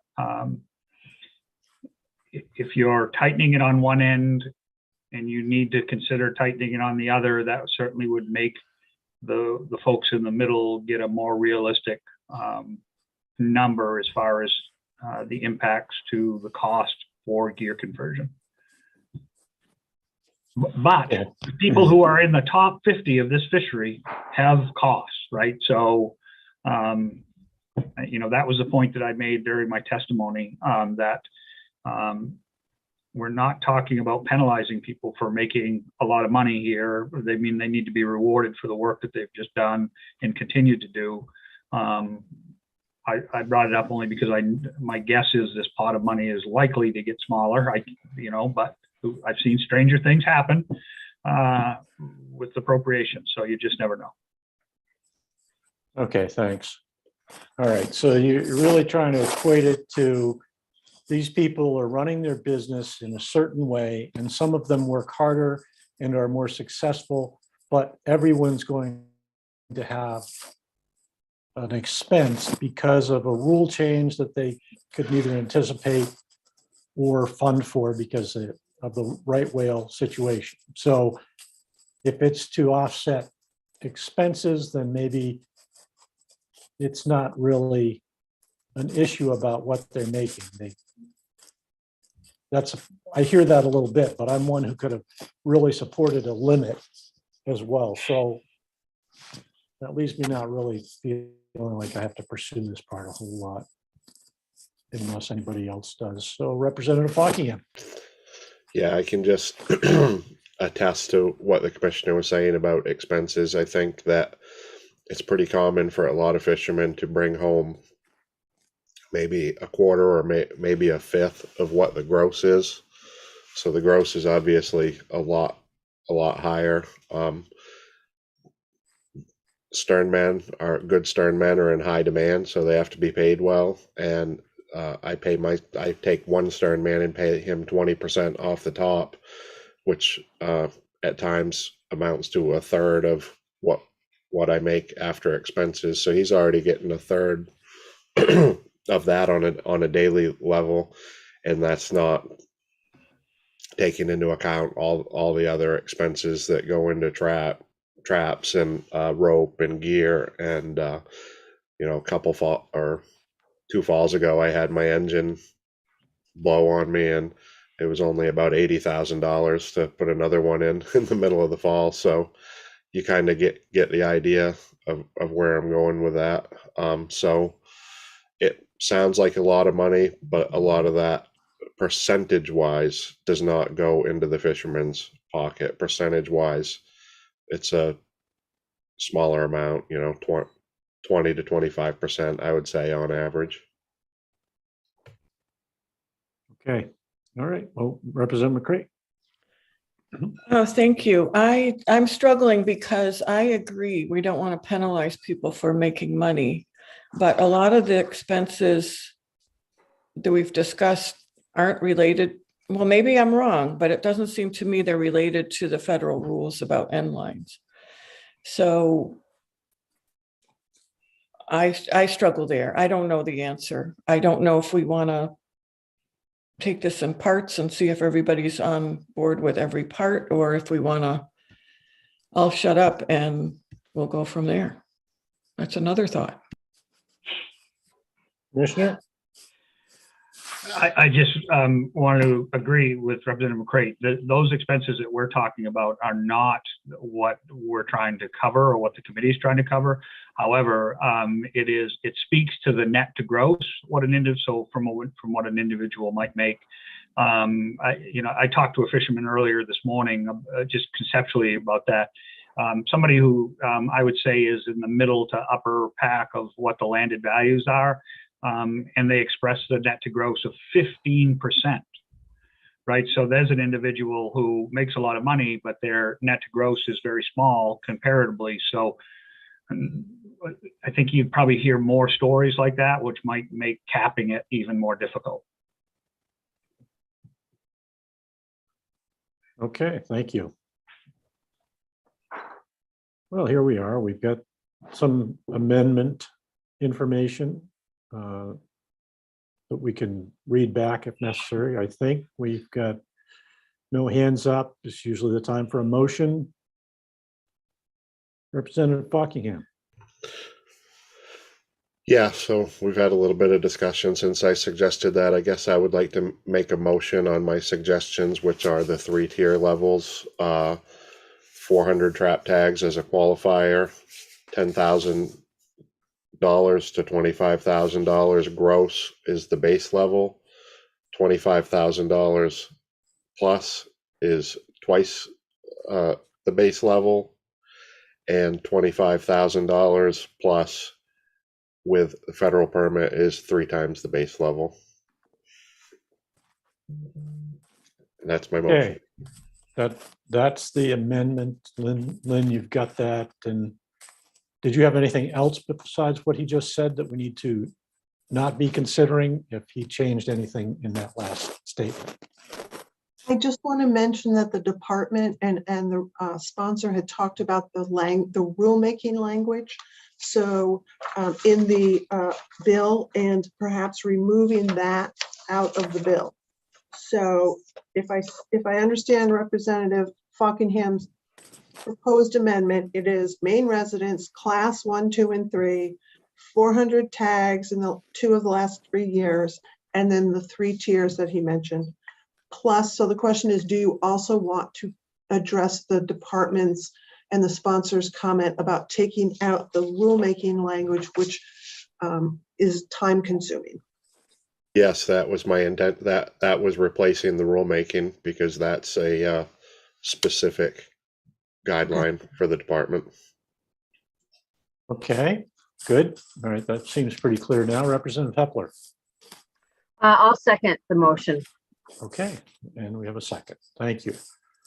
And we're open for discussion, although we've been having it, but you're still welcome to. And other than that, we'll go to a vote. If you're ready, Linda. I am ready. So this is 1898 and it's ought to pass as amended, just for confirmation. And starting with you, That's Senator Miramont, Yes. Representative McCray, Yes. Representative Maxman, Thank you. Yes. Senator Rosen is absent, Representative Alley is absent, Representative Falkingham, Yay. and Representative Bloom is absent, Representative Hepler, Yes. Representative McDonald has in another meeting, I believe, Representative Crafts, Yes. Representative Hutchins, No. Representative Stanley. I believe she must have left also. Yes. Okay, she's there. Yeah, she's Are you- there. Are you able to turn on your video, Representative Stanley?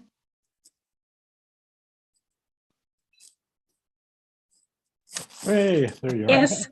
Okay, thank you very much. And Representative Thorne. Yay.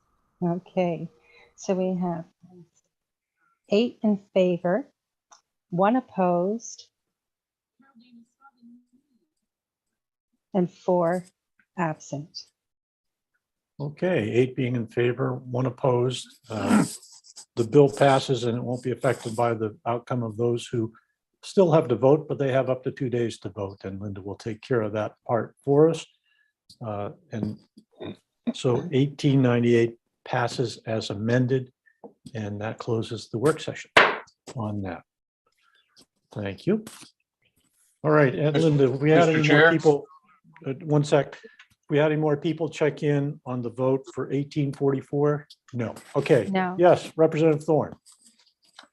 I didn't know what the minority motion was on 1898.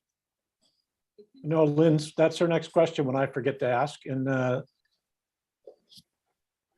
here we are, asking that question of Representative Hutchins. Since I was the only no vote, I would be the one to do that. And mine is not to pass. Okay. All right, again, we're closed. All right. So let's see. What do we have left? Lynn, a briefing, language Well, review. Language review of LD 1742. Okay. And so that is an act to ensure compliance with the Interstate Fisheries Management Plan for American lobster. I sent the amendment, and I also sent the footnote, the fiscal note, because that has come in. So I'll start with the fiscal note. It specifies that any costs to DMR to go through rulemaking are anticipated to be minor and can be absorbed within the existing budgeted resources. So that's the fiscal note. The amended language, would you like me to share my screen so you can see it? Or do you Yes, have please. it all? Okay. No, please do in this case. Yes. Yeah. So hopefully you are seeing what you voted on, changing the word. So sections, the two sections up there make the same changes to both sections. So one, you are giving the commissioner authority to adopt rules that set different minimum and maximum lobster size. The words "than those," that was a revisor's office change, does not change the substance. So that is made in both those sections, one about lobster size and the other one about vents. And the other requirement in both sections is that the commissioner shall notify the committee whenever they initiate rulemaking pursuant to these subsections. And I just want to remind the committee that the department already has an obligation to notify the legislature whenever they undertake rulemaking. So in the interim, you would be receiving email notifications if they initiate a rulemaking. These requirements in these two sections are an additional obligation on the commissioner to report directly to you all if they were to adopt different minimum, maximum sizes and vent sizes. Any questions? So if this reflects what you wanted, then you just say, looks good, Lynn. If it does not reflect what you wanted, then we'll have to do something else. It looks good to me. I don't see any hands, so I think we're good. Okay. And good. Yep. Thank you for that. Okay. And let's just have from you a quick rundown on what we did and didn't do today, please, by bill number. Yes. So you voted ought to pass as amended on 1770, which is the halibut fishing license, 1844, which is the aquaculture special fees, and then just now 1898, which is the economic impact. So three ought to pass as amended votes. And two, let's see, 1844 is still, it was actually ought not to pass, but not all the votes are in it and they could change it. all right.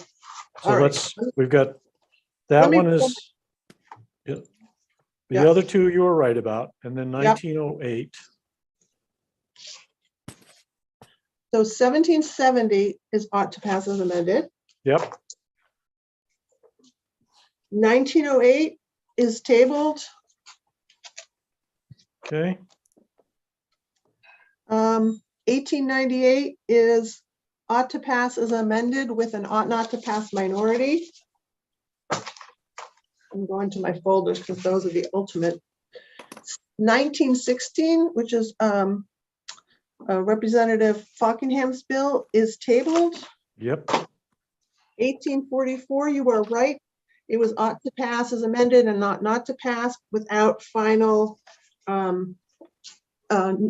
numbers in. So that one's still pending. And then you just did language review on 1742. Am I missing anyone? I think that's it. So the next question for whoever's left of the committee here is, there's no reason we can't meet next week, but there's no reason we have to at this point. We're going to have two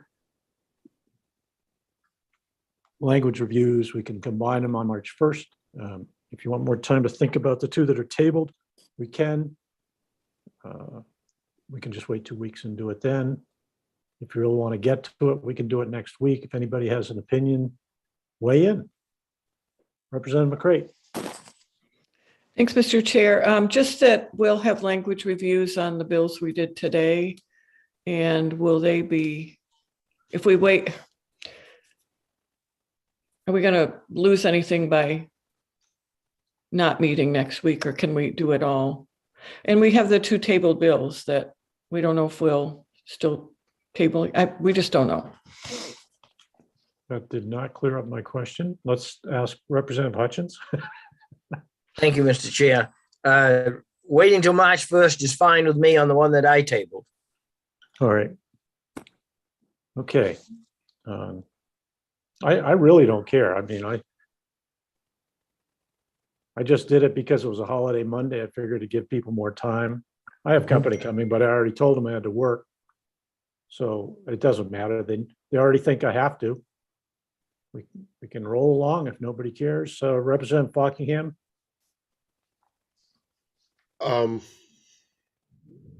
Yeah, I guess I'm maybe sort of indifferent, but I'm just wondering where these are two fairly bigger bills and we've already, sort of been putting some time into them. I wonder if we're maybe kicking the can too far down the road if we go out 2 weeks on it. I don't know. I mean, I don't think it's going to take 2 weeks for the department to gather that, the information that they're looking to do. No. I just wonder if maybe we should come back next week and try to get this work wrapped up. All right. Hey, I don't know, legislators because don't need a 4-day weekend. 3 days will feel like a big holiday. So we'll have an extra day to spend the big bucks we make. So let's come back next Tuesday. I don't hear any opposition to that either. So we'll come back next Tuesday and we'll bring up the tabled bills and we'll do whatever language review we have. Yes, Representative Fockingham. Will we be able to do that language review then too, instead of putting it out all the way, or? Ooh, good question. Can you get them both in next week, Lynn? The ones that were advertised all the way up to March 1st? I am very hesitant to say I can, only because I have another committee that also wants me to do their work. So I would prefer if the language review was March 1st. That would make my life easier and would make SLG happier. But I will do what you command. Oh, this is a tough one because they've killed my bills before, but yesterday you passed one. So, SLG. Well, what are we going to do? She asked for it. Let's give it to her. She's worked so hard for us. So, okay, we'll leave that language review till March 1st. We'll do everything else we can next week. But you'll know that you have March 1st for other language review if something doesn't fit in next week too for that part. But we will work these bills. So everybody try to get everything we need so we don't have to put it off because we didn't have data or an idea that would really make it more palatable or something like that. And we'll work on them next Tuesday. How's that sound? Representative McCray. Oh, just language reviews on my mind. We'll have the two, if we finish them next week, we'll still have to have language reviews on the 1st. So we might as well. Yeah. Yeah. Great. We ought to come back every Tuesday. Representative Thorne. Thank you, Mr. Chair. Also, I just wanted to send out if we could get an email reminder of that on Monday or so, that would be great, just to jog it. That we're meeting? From Lynn or whoever. Yeah, you mean that we're meeting? Right. Okay. There should be some things coming. It automatically goes out a day ahead and then an hour before, a lot of things. Just double checking, that's all. We appreciate that. There's no extra reminders of all this stuff. So I just want to, as we wrap up, point out that for those of you who work with the former director, George Lapointe, his son has been battling cancer and passed away. So if you know him and want to reach out, but the whole committee I know would send our condolences to him. He worked hard when he was here. So we were thinking of him today. And on that note, unless anyone else has anything, we'll adjourn for the day. I see no hands. So have a great weekend or rest of the week. I'll see you tomorrow, many of you. And